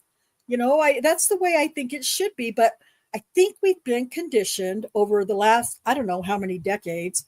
I think we've been conditioned and trained that we're supposed to just believe whatever the media is telling us, because I can very vaguely remember a day when that's how the media was. I mean, or at least I felt like it was. I grew up in the 60s and 70s, and I remember seeing news reports. I have no way of knowing whether or not what I was seeing and hearing was true or not, obviously, but I just remember having a different feeling, watching Walter Cronkite, watching the news stories in black and white. I don't know. I just never felt like I was being lied to. even though I might have been. So I think that's, I'll just speak for myself. I think I was conditioned before I learned better and knew better. I was trained and conditioned by the mainstream media to if they're putting it out on the news, it must be true. It must be. I did too. I always believed what they were saying was true because I had no reason not to believe it at that point. Now I have a lot of reasons to disbelieve or at least question everything that I'm watching on the news before I. Smart Duck says, with multiple victims, can Daniel appeal the sentence for individual complaints, or does he have to appeal all of them at once? So Daniel has already appealed the case, and it's been denied. His appeal was denied almost immediately when he filed it. I have that. I have those documents are in the Discord. If anybody's interested in my Discord about Daniel's case, there's quite a bit of information in there, quite a few documents, that you might find interesting, and informative, and even more evidence of, wait a minute, what the fuck is going on, kind of stuff. So, so he's the appeal was denied almost immediately. I'm not sure why, but I think you've got it. You've got it confused with another of his filings, but this one wasn't immediate. They had the secret hearings in between and stuff. Yeah. I think it took a couple of years. It was a couple of years. I was just going to say it was actually more like a couple of years, but when I said immediate, I thank you for that, for clarifying. When I said immediate, I mean as almost as soon as it got filed and the OCCA received it. It was like it didn't take them any time to hurry up and go through it and deny it, I guess is what I meant. Because it was a couple of years before it was actually filed. But unbeknownst to me, and maybe somebody else with more knowledge of how it works can explain to me why. For some reason, they skipped over the Oklahoma Supreme Court to file an appeal, and they moved right on from Oklahoma Supreme Court to SCOTUS for relief, and of course it was denied at SCOTUS. They denied him, I don't know how quickly, but they denied him to be heard. They just denied to be heard at all. And still Daniel has not gone to the Oklahoma Supreme Court.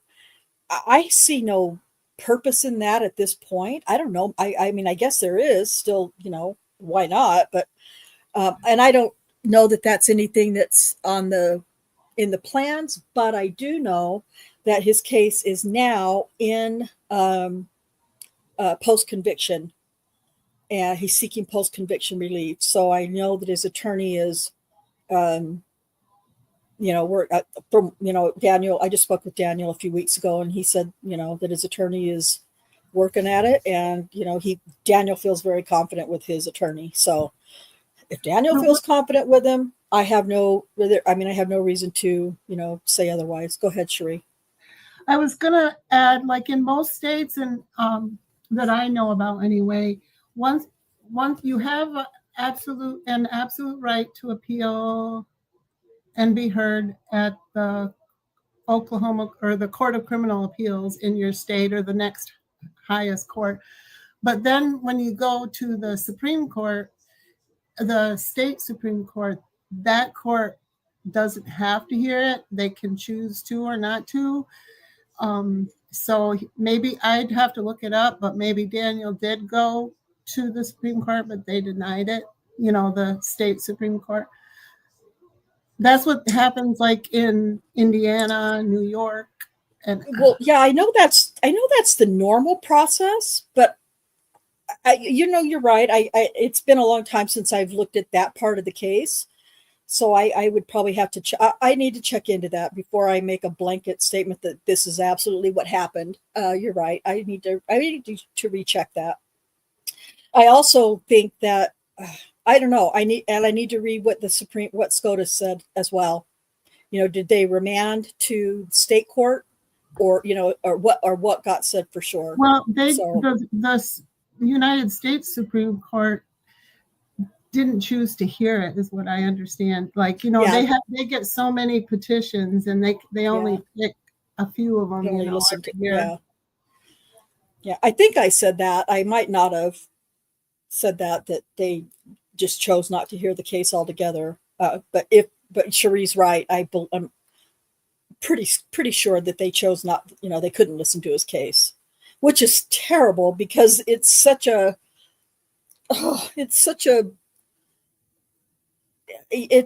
complex case that deserves the attention, but it just there's so many things that they could like allowing the secret hearings, to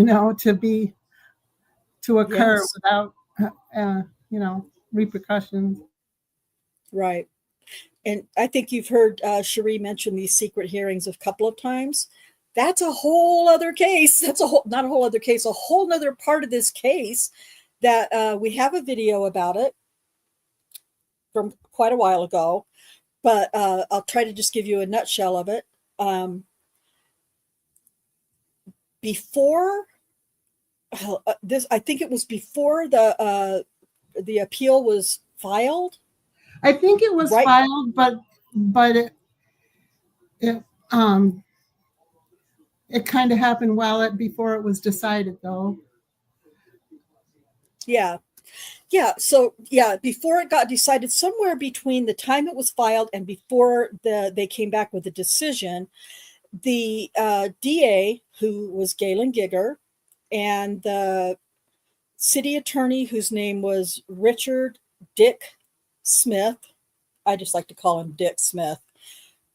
especially those of you who know me. If I could say the word Dick and it doesn't mean the name, it makes me really happy.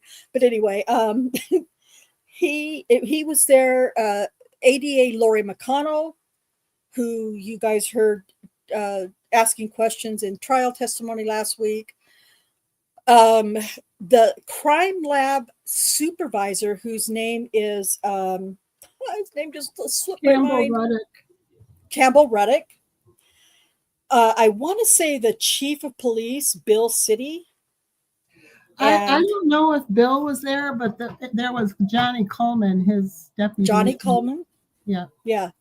And he was higher up in the department, and possibly. Now, I don't know if David Prater was there or not. I don't think David Prater was there. David Prater was the AD, the district attorney, or DA rather, the district attorney in Oklahoma. Was there too. Who?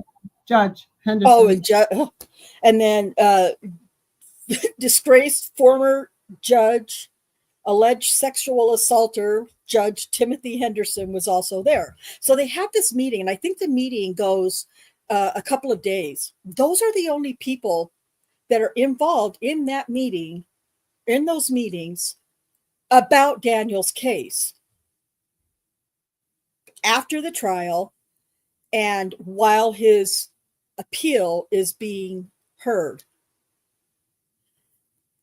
I hope you caught on to the fact that I didn't mention Daniel or Daniel's defense attorney, because they were not only not in those meetings, they were not even notified of those meetings, which are called the secret hearings. And so basically they were ex parte meetings. Not basically, they were just ex parte meetings is what they are. And that got reiterated to me, not that I didn't know it or believe it or remember it before, but that I got reminded of ex parte meetings and how wrong they are during the YSL Young Thug trial, a month or two ago, when it was longer than that, I guess, a few months ago, when it was learned that the judge, I'm not even going to get into it, but the judge was involved in ex parte meetings without defense counsel at all. And so, it took too long, but eventually he was replaced and blah, blah, blah. No, what happened in Daniel's case was no different than those ex parte meetings that Judge, whatever his name was, in Georgia. No different. Same exact fucking thing. And even when it was found out, there was no excuse, no excuses were, well, the only thing that was said in response was basically, nothing happened in the meetings that would have affected the outcome of his appeal or his case. Okay, but it's about his case. You don't know that. I don't care what information. Anyway, so I'm not going to go into why those meetings were held. All I will say is that the reason that the crime lab supervisor was there was because it had to do with the crime lab analyst, Elaine Taylor, who was worked under the supervision of accused, found guilty Joyce Gilchrist, crime lab analyst, and Elaine Taylor, the same Elaine Taylor who was the mother-in-law of Detective Rocky Gregory, which was never disclosed, by the way. So there's just corruption in every little fucking corner in the case. But, they passed that off and tried, well, it was no big deal. Everybody in the department knew that we were related, blah, blah, blah, blah.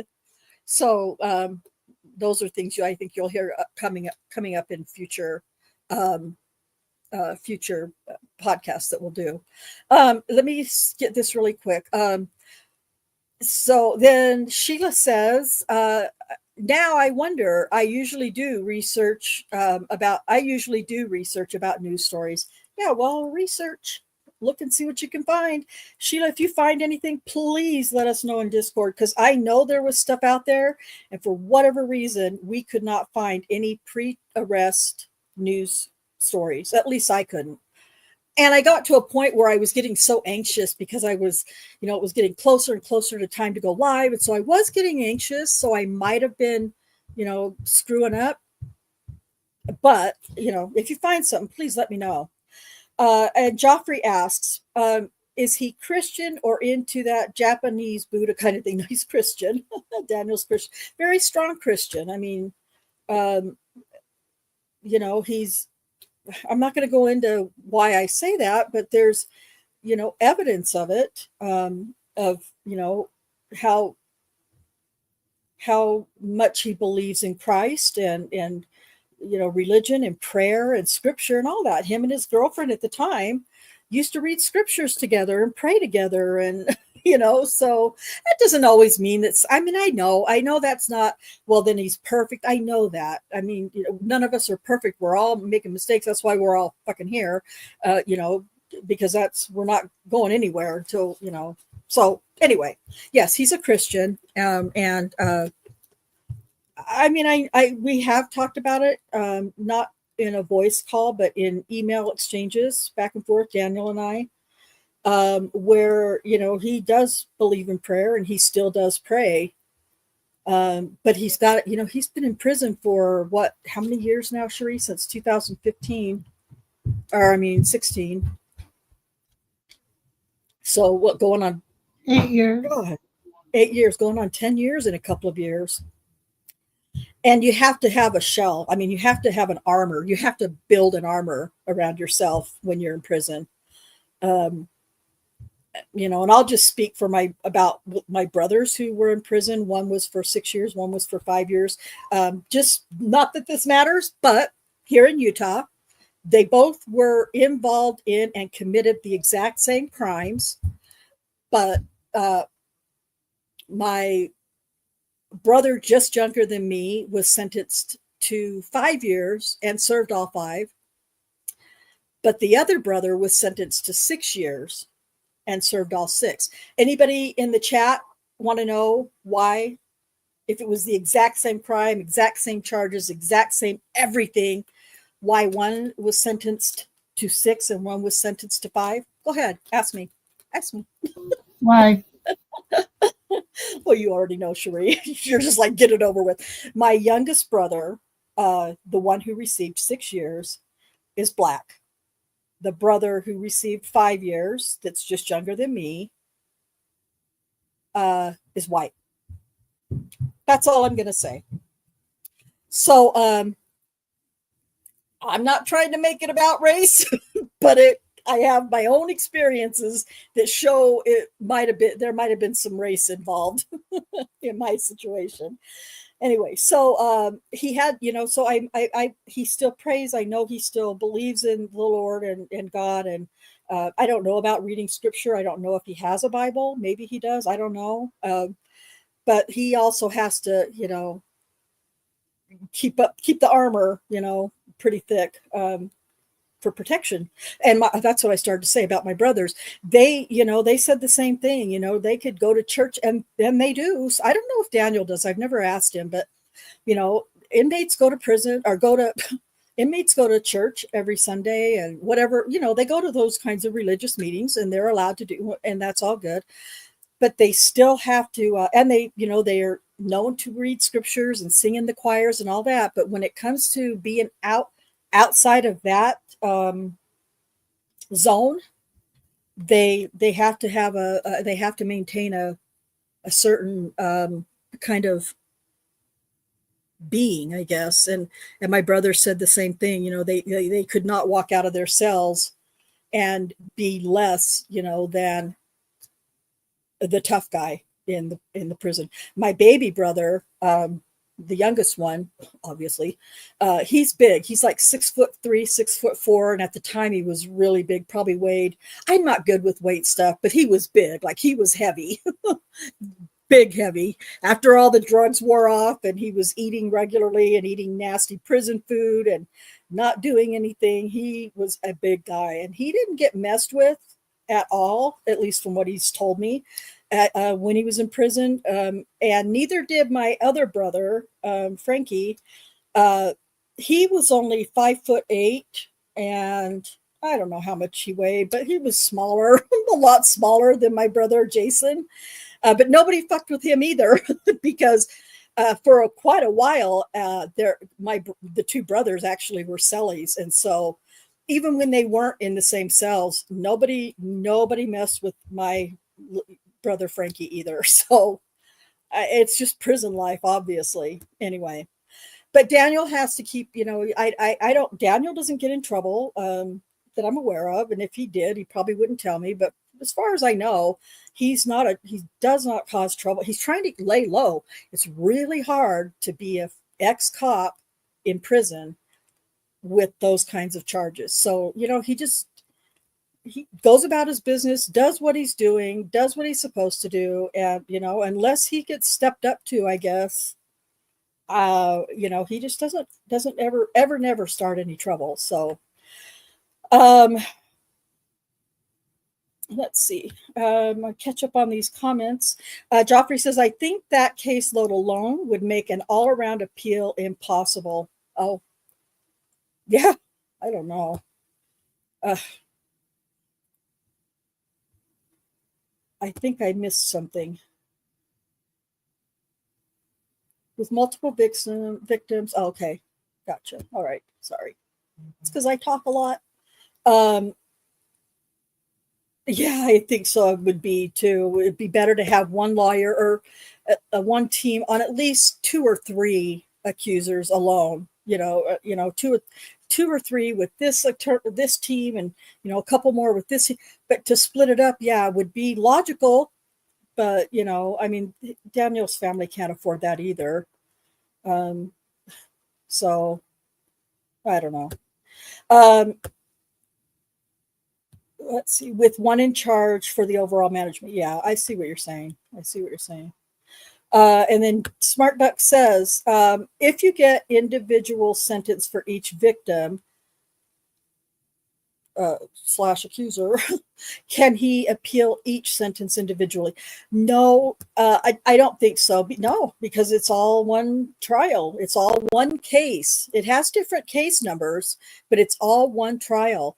And with each, so a few years ago now, I feel like it's been about a few years, maybe it's only been 2, but Daniel came up for parole on one charge in one accuser's case, or two, one, one.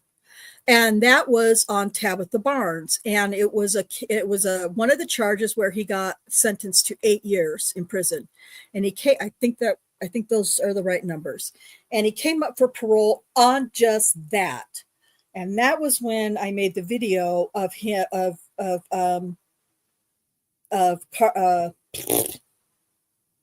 Tabitha Barnes, kind of backtracking what she said in her police report and in all of her interviews, proving that she was never touched by Daniel, like she claimed she was, and for which he was. Sheree, can you find that possibly for me really quickly? Because I really want to show it. I like to show this video as much as I can. But he, Will you be able to? I was just going to say, I don't know if I'll be able to, but let's give it a try just in case.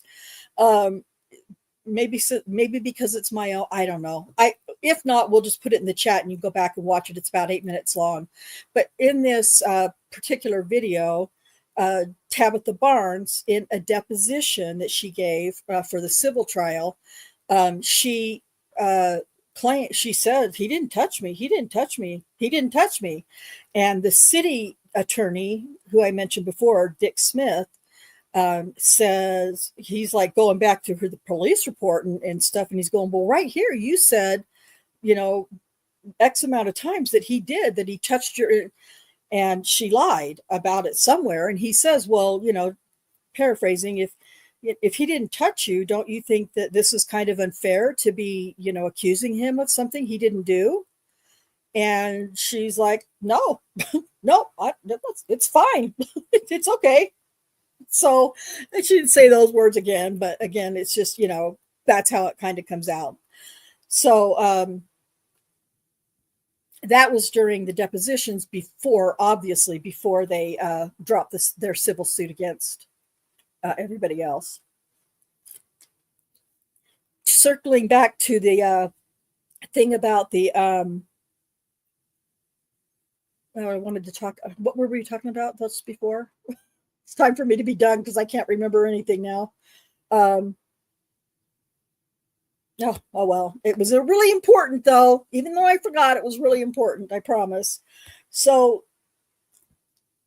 I just basically wanted to bring to your attention the problem with the media and how they did what they always do. It seems like what they did to Daniel. And so, hey, how are you doing, my friend? Thank you so much for checking in. It's great to see you. I lovingly call him Jerome, but this is his new name under his new channel. He covers a lot of different cases. I can't even imagine. I mean, think of all the ones like he talks about the Zodiac and have you talked about JFK? I can't remember. He's talked about a lot of different cases that he's done some deep diving on. So he's really known Jerome for, oh my gosh, how long have we known Jerome, Cherie? I don't even know how many years. It's been 5 years for me, I think. Yeah, long time. Seems like longer, but maybe that's all it's been. But great guy, great channel. So you'll since during all the Making a Murderer stuff for sure. And he lives in, I want to say Jerome is French, if I'm not mistaken. He lives in Belgium, but he speaks French. Lives in Belgium, but speaks French. Yeah, okay, yeah, JFK and Zodiac, and so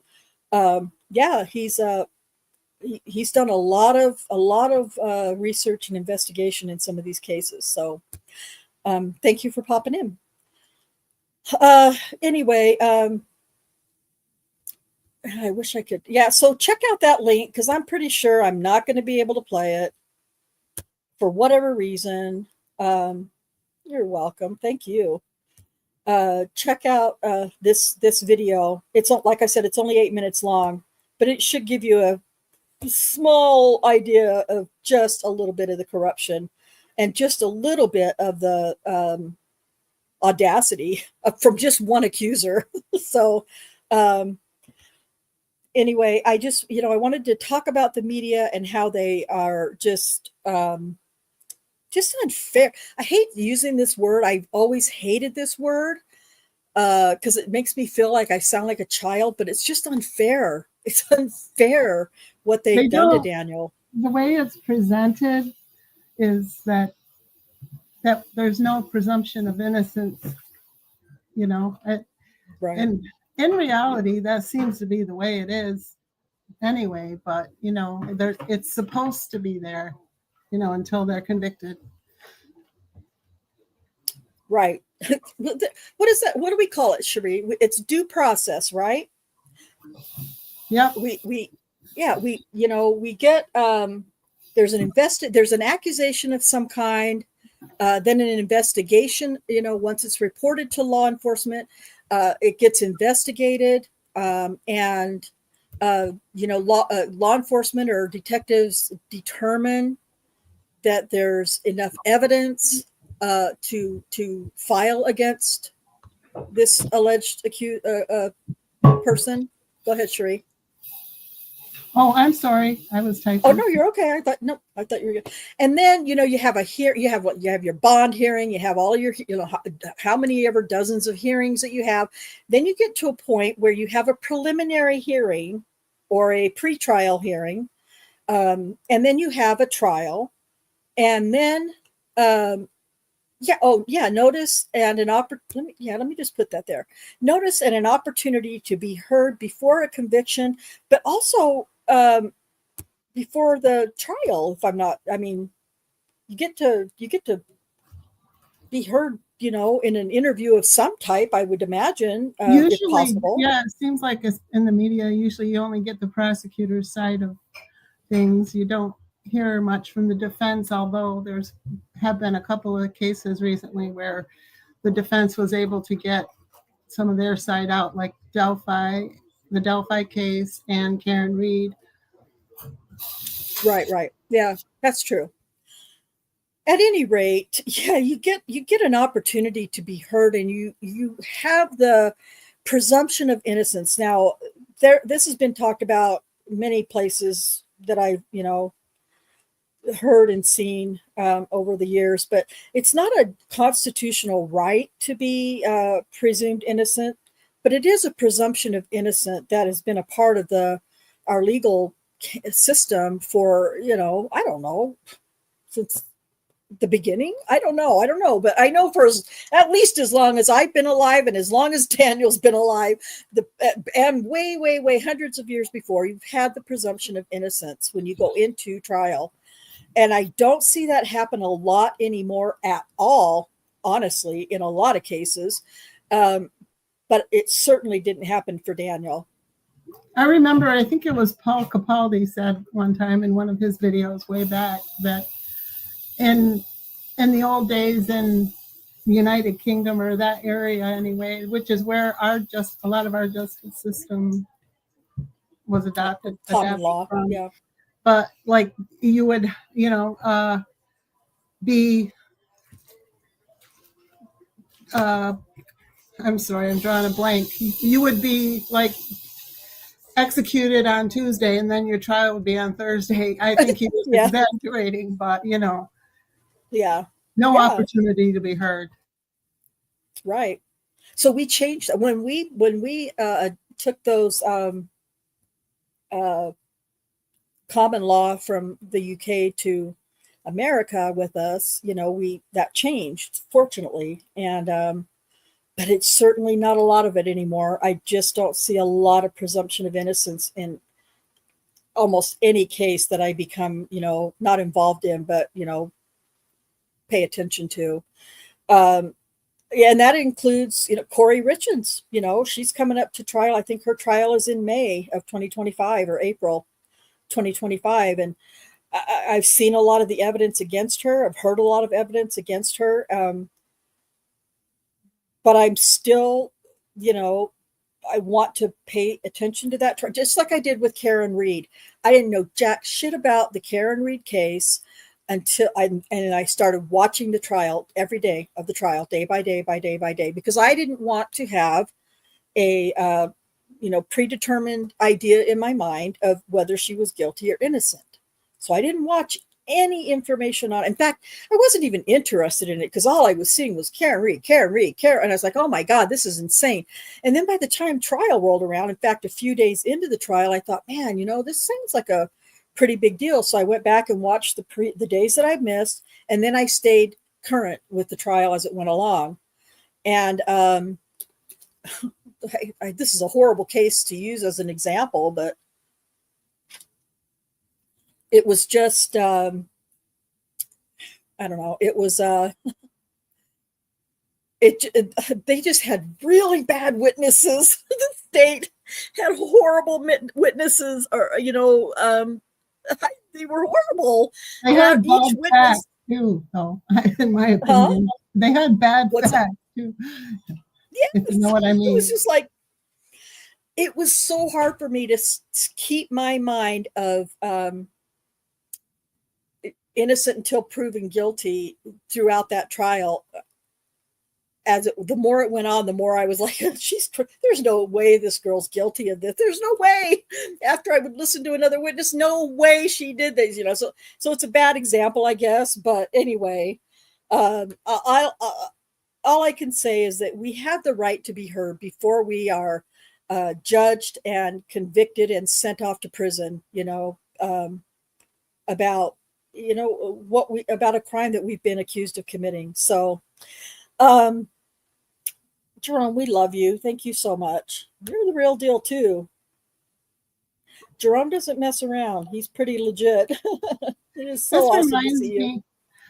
Remember a few years ago, we did a video. I think it was for Keep Talking Till They're Walking, or one of those marathons. And it was about how the media, the First Amendment right seems to take precedence over a defendant's Sixth Amendment right, meaning their right to a fair trial, where it seems like the media comes out and convicts, with public opinion before the trial. You know what I mean? Yeah, I do. And that's actually a really good point. I have that video in my repertoire. I think I have it's taken me 4 years, but I think I have 172 videos. Not all of them are related to the case. Probably 95% of them are about Daniel's case. But I do have that video, and I think I might have actually kind of run across it recently. Maybe if I can find it, I'll put it on the community page so that people can watch it if they want to. Yeah, that was really, I think we did pretty good on that video, if I remember correctly. And that was what it was about. We talked about, that was all that it was about, talking about how the media completely, can ruin of the life of an innocent individual just by the way they report news. So yeah, I'll have to look for that, and if I can find it, put it on the community page. So at any rate, we all have that right, and I'm actually kind of afraid that, not that I feel like I would ever get in this situation, but who the fuck knows? I mean, it could be any of us at this point.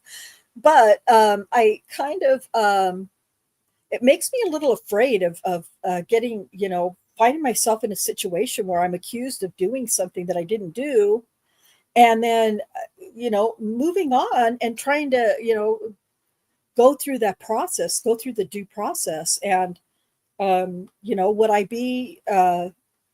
get to speak before I'm convicted and sent to prison or sent to jail on something? Would I get to share my side? Would I have to actually testify in my own trial to do that? And if I did that, I almost feel like I'm guaranteed to be found guilty, because I know what the prosecutors do to the suspect when they testify for themselves in their own trials. And that's something that, people say to me all the time. If I was innocent, how many times have all of you heard this. If I didn't commit a crime and I had to go to trial, I would testify in my own trial. I would testify that I didn't commit the crime. Okay, really? Because that's a dangerous thing to do. I don't care. I'd get up there, and people say that to me, and I'm like, oh man, you don't know. You do not pay attention to how the court system works. If you think that you can just get up and testify in your own defense, and then everybody's going to believe you, the jury's going to believe you, and you're going to walk off and everything's going to be great. Because even if you do get a hold of that jury's mind and they do believe you in those moments when your attorney is doing direct examination, by the time the state, the prosecutors get done with their cross-examination of you, it's going to be an entirely different story. And that's most often what we see the juries believing most of the time nowadays. Anyway, and that's how wrongful convictions happen. Just one part of it. You get wrongfully convicted, and if you don't get the opportunity to say, your side of the story outside of testifying in your own defense, it's extremely unfair. It's unfair to be accused of something and then, not be given the opportunity to with the investigators or anything to try to prove you're not guilty or present your evidence. It's just really tough. It's hard being the defendant these days. Just my opinion. But I remembered what I wanted to say to you guys before I forget again, was back to the secret hearing. So they had these ex parte meetings 2 days in a row. Daniel's defense counsel knew nothing about these hearings. In the hearings, it revolved around emails. I mean, part of the hearing had to do with emails from Elaine, between Elaine Taylor and whoever else involved in the case. We don't know that. Why do we not know that? These emails that should be public records. We don't know that because former disgraced judge Timothy Henderson sealed the whole thing, sealed it shut tight. This was in 2016, July, I think, of 2016. He sealed all of the stuff that was talked about and testified to in these secret hearings. He sealed it tight. And they are no longer public records. We can't get them. We don't know what these emails say between the testimony from Campbell Ruddock, who was in the meetings, and the emails from Elaine Taylor. We don't know. We don't get to know. But I can't help but think, because we don't get to know, because those are sealed, there's probably some pretty there's probably fucking exculpatory evidence in that meeting somewhere, and we'll never know. We never will know. The court said they weren't, though, so there wasn't any. The court said there was not any exculpatory evidence. So right. Yeah. Thank you, you piece of shit judge, who sentenced a man to 263 years in prison, and then turned around, a few years later and got accused of sexual assault yourself. Are you kidding me? Piece of shit. So sorry. Now I'm getting cranky. But anyway, so that's kind of, I had forgotten to say that initially, but I wanted to make sure I got back to that, because that's important to know that, and I've asked every attorney I know, good attorneys that I know, and asked when everybody that I could think of that would know about this kind of a thing. Is there any possibility to get those records from that meeting unsealed? And the answer has always been probably never going to happen. Just think that's horrible But like Cherie said, we don't need to worry because this judge, did come out and say once it was discovered these secret meetings took place, and there was news coverage about it. So Phil, I can't remember. I have a video. I have videos on all this shit.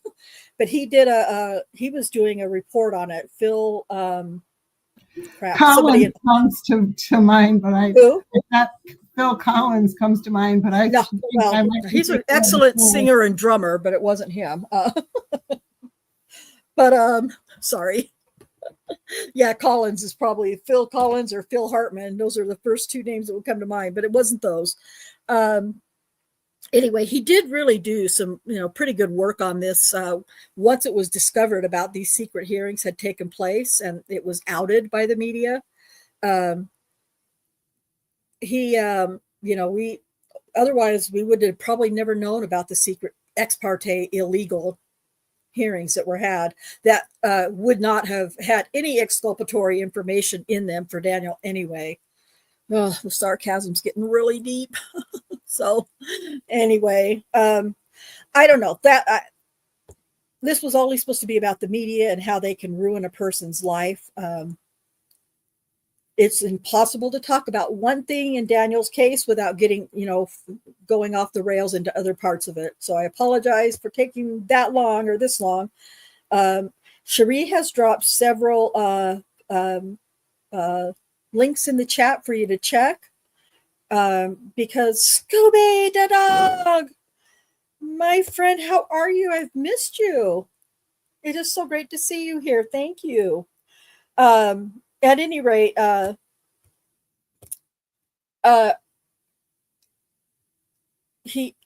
who Daniel's attorney? Yeah, he's still a defense attorney. He's a great defense attorney, just not with 13 accusers in one trial. So yeah, it's rough, but yeah, he's still a defense attorney. But the DA, the DA, David Prater, who I do talk about David Prater in older videos. He's a vile individual. And he retired a couple of years ago, and Galen Gigger, who I despise, whose name makes my mouth feel dirty, ran for DA. And I don't live in Oklahoma, but I'm telling you what, I watched every debate he was in, and I kept up with. He lost. Basically, he lost the race. He's not the DA. Thank God, of Oklahoma City. Unfortunately, he did get put into a higher position though in the courts. So, but anyway, so those are kind of some of the things that I wanted you guys to know about Daniel's case, especially those of you who just came, in the last week or two. How bad this case is and how corrupt it is. Next week is December 22nd, and I'm going to have a podcast. It's not that close to Christmas. And so we're going to start with Rosetta Great's case. She's a dirty woman, a liar, a gaslighter, manipulator. She is all of the things, and she's gross and disgusting. And we get two different interviews from her by Detective Kim Davis. Kim Davis is the one who handles her Rosetta Great's case. If you're unfamiliar with this case in particular, or this accuser, you're going to find yourselves, perhaps, because I know just about everybody in this chat and I know how you think, you're going to be disgusted by her. So that's where we're going to leave it, unless there are any other questions in the chat that we haven't discussed. I need some suggestions for members only, things that I can do for members, those of you who are channel members. I have a few special emojis that you can use that are uploaded for members only. to use. I think everybody wants to use emojis and loves emojis and channel membership emojis like I do. I speak in emoji, so I speak fluent emoji, fluent song lyrics, and fluent movie lines. so I just assume everybody else is the same way. At any rate, if you have any ideas of things you would like for me to do for you that have been channel members since it launched earlier this year, please let me know. You can either, let me know on the community page on a comment, or get in touch with me in Discord. My email is available on the YouTube channel about information, so you can email me if you want to, because I really do want to do something special for the channel members. So, just thank you. Yes, definitely. If it's not already done, please subscribe to the channel and put a thumbs up. Thank you so much for that reminder. And also comments. I love to have, comments back and forth with people in my comment section. And I don't get it very much. And I really would like to do that more. So if you have a question about this or any other video that you watch, please make a comment. I'm really good about keeping up with the comments on current videos, but I get kind of lost with older videos. If I don't comment to you in an older video that you've made in an older video, reference it in any current video, and I'll go, let me know, and I'll go back to it and find it. Because I love the questions, and we like being able to explain. Even though Cherie doesn't say much, I know she likes to be able to,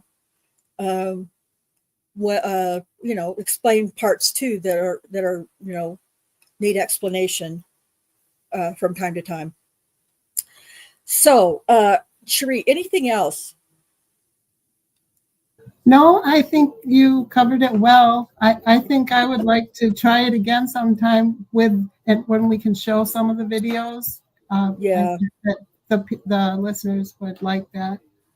I do too. I listen. It was really a hard decision at the last moment. I thought, man, I cannot figure out how to do any of these video clips, the ones I could find, and I just do I just do something different? No, I'll just do what I'm going to do, and then we'll go back. But I'll get Rich to help me get that figured out, and then if nothing else, we can just do one where we just do go back and just play the video clips. And I have to be careful with that, where I'm going to have to stop, every minute or so in the middle of the clip, which I had planned to do today, just to avoid getting a copyright strike. So that will, as soon as I can get Rich to help me get that figured out, we'll do that for sure. And even if it's on a day other than when I plan, what we have regularly scheduled on Sundays. So for now, though, it's been a real pleasure to hear from you two. I've watched some of your videos that you're doing, Jerome. I don't interact very often because it's not always a safe space for me, but I really do appreciate and enjoy your work. So thank you. Okay. So with all that said, all that kind of that clusterfuck that I kind of presented today, sorry, but we'll get it figured out, and we'll do it again for you. Or I'll find the video that I did quite some time ago that actually does pretty much the same thing. But in the meantime, next week we'll start with accuser Rosetta Great. And if you want to get a head start on that, you can go to Bates Investigates. Oh, she's not in it, is she? Is she in? Rosetta? Yeah. Yeah, she is. Yeah, it goes all the way up to, I think, part one of Shardarian. Shardarian, yeah, that's right. Okay, yeah, so if you want to get a head start on Rosetta Great, definitely go to Bates Investigates podcasts and have a listen to his episodes on Rosetta Great. because they're very interesting and very nasty and dirty and ugly. And then when we get to her trial transcripts, whoo, yeah, it's and for some reason, Galen Gigger, the prosecutor, he just really has a great affinity for Rosetta Great, but that's beside the point. So anyway, until next time, I think we're going to go ahead and leave it here. And till next Sunday at going to be my regularly scheduled time, which will be Sundays at 11:30 Mountain Time where I live, and then an hour forward or back from wherever you live. So until then, we're going to say thank you for being here. Thank you for your comments and questions. And until next time, peace out.